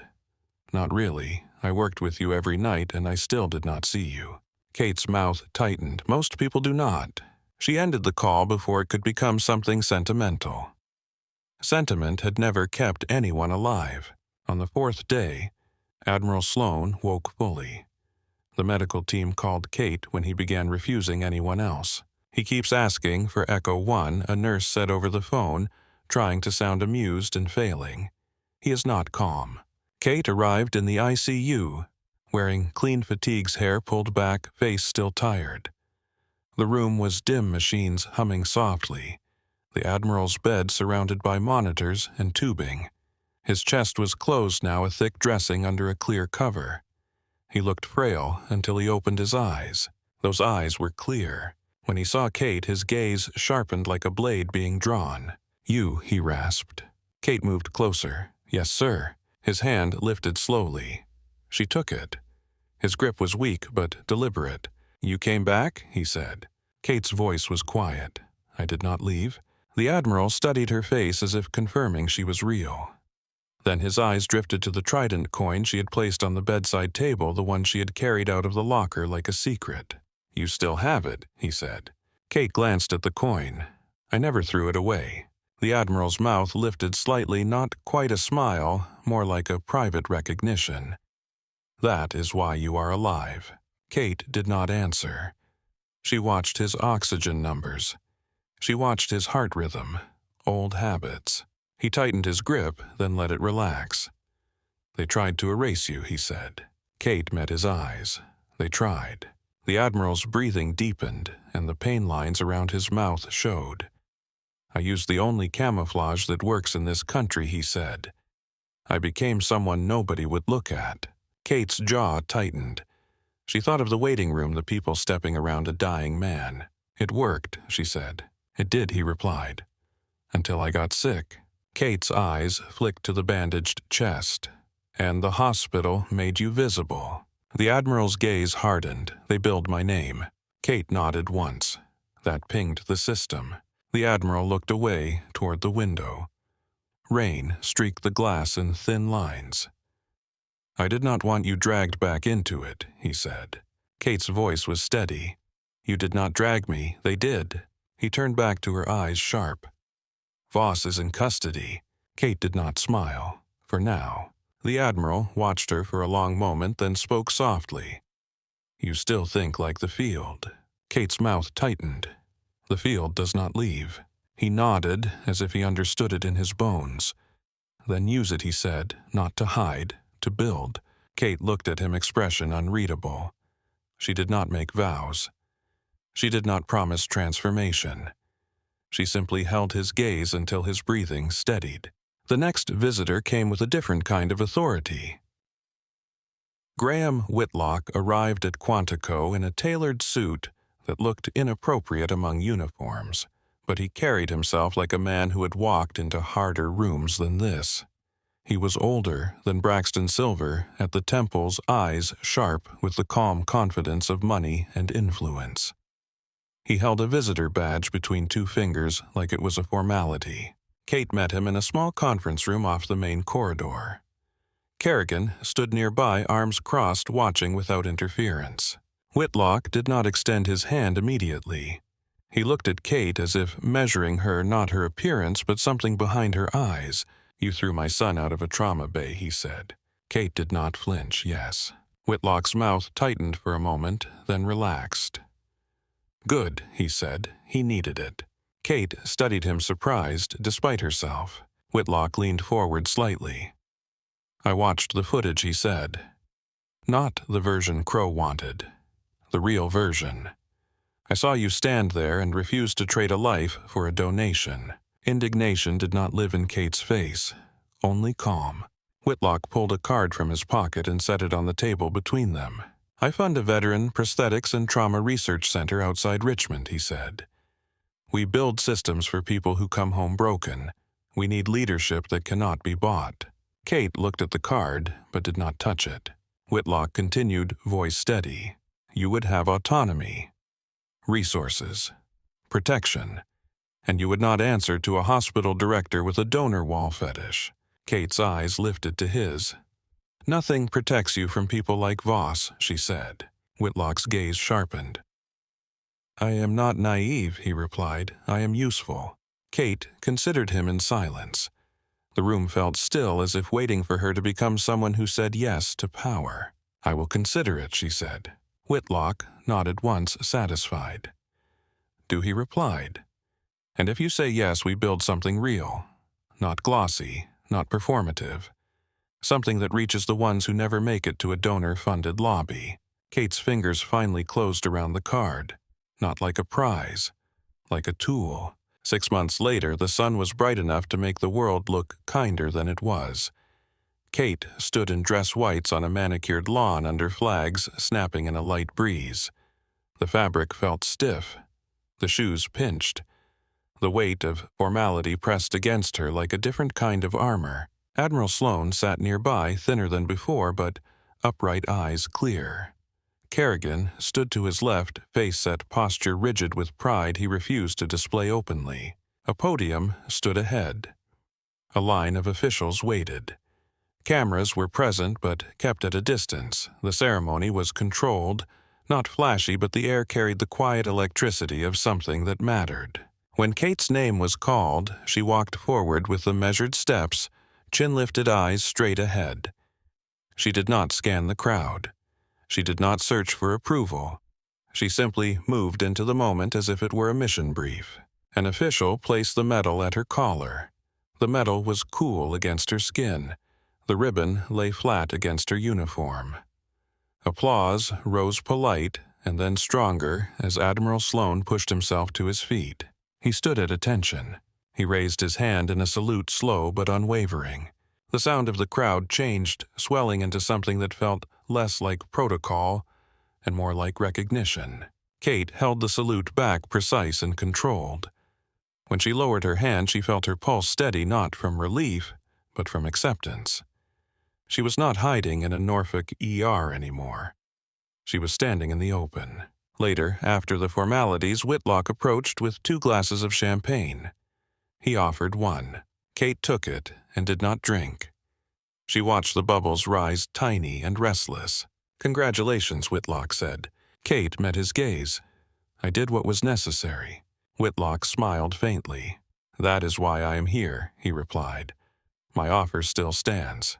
Kate held the glass in one hand and Whitlock's card in the other, the edges worn now from being carried. "I will take the role," she said, "but I want a program attached." Whitlock's eyes sharpened. "What kind of program?" "A street-level outreach unit," Kate replied. "Medical support for veterans who do not come in the front door, the ones in cars, under bridges, the ones the system pretends do not exist." Whitlock studied her for a beat, then nodded once. "Done." Kate set the champagne down on a nearby table, untouched. She did not celebrate with bubbles. She celebrated with agreements that could change outcomes. As the reception thinned, Kate stepped away from the cluster of uniforms and cameras. She walked to the edge of the lawn where the noise faded and the trees formed a darker line beyond the lights. Her phone buzzed in her pocket. Kate's body stiffened before her mind caught up. She pulled it out slowly, screen glowing in her palm. Unknown number. She opened it. "Medals do not erase Aiden Commander." Kate stared at the words without blinking. The night air felt suddenly colder. The laughter behind her sounded far away. She locked the screen and closed her fist around the phone until the edges pressed into her skin. Her breathing stayed slow. Her shoulders stayed square. Behind her, the lights continued to glow. The flags continued to snap gently in the breeze. People continued to smile like the world was uncomplicated. Kate turned back toward the reception with steady steps, the metal cool at her throat and the phone heavy in her hand, and she did not look down again.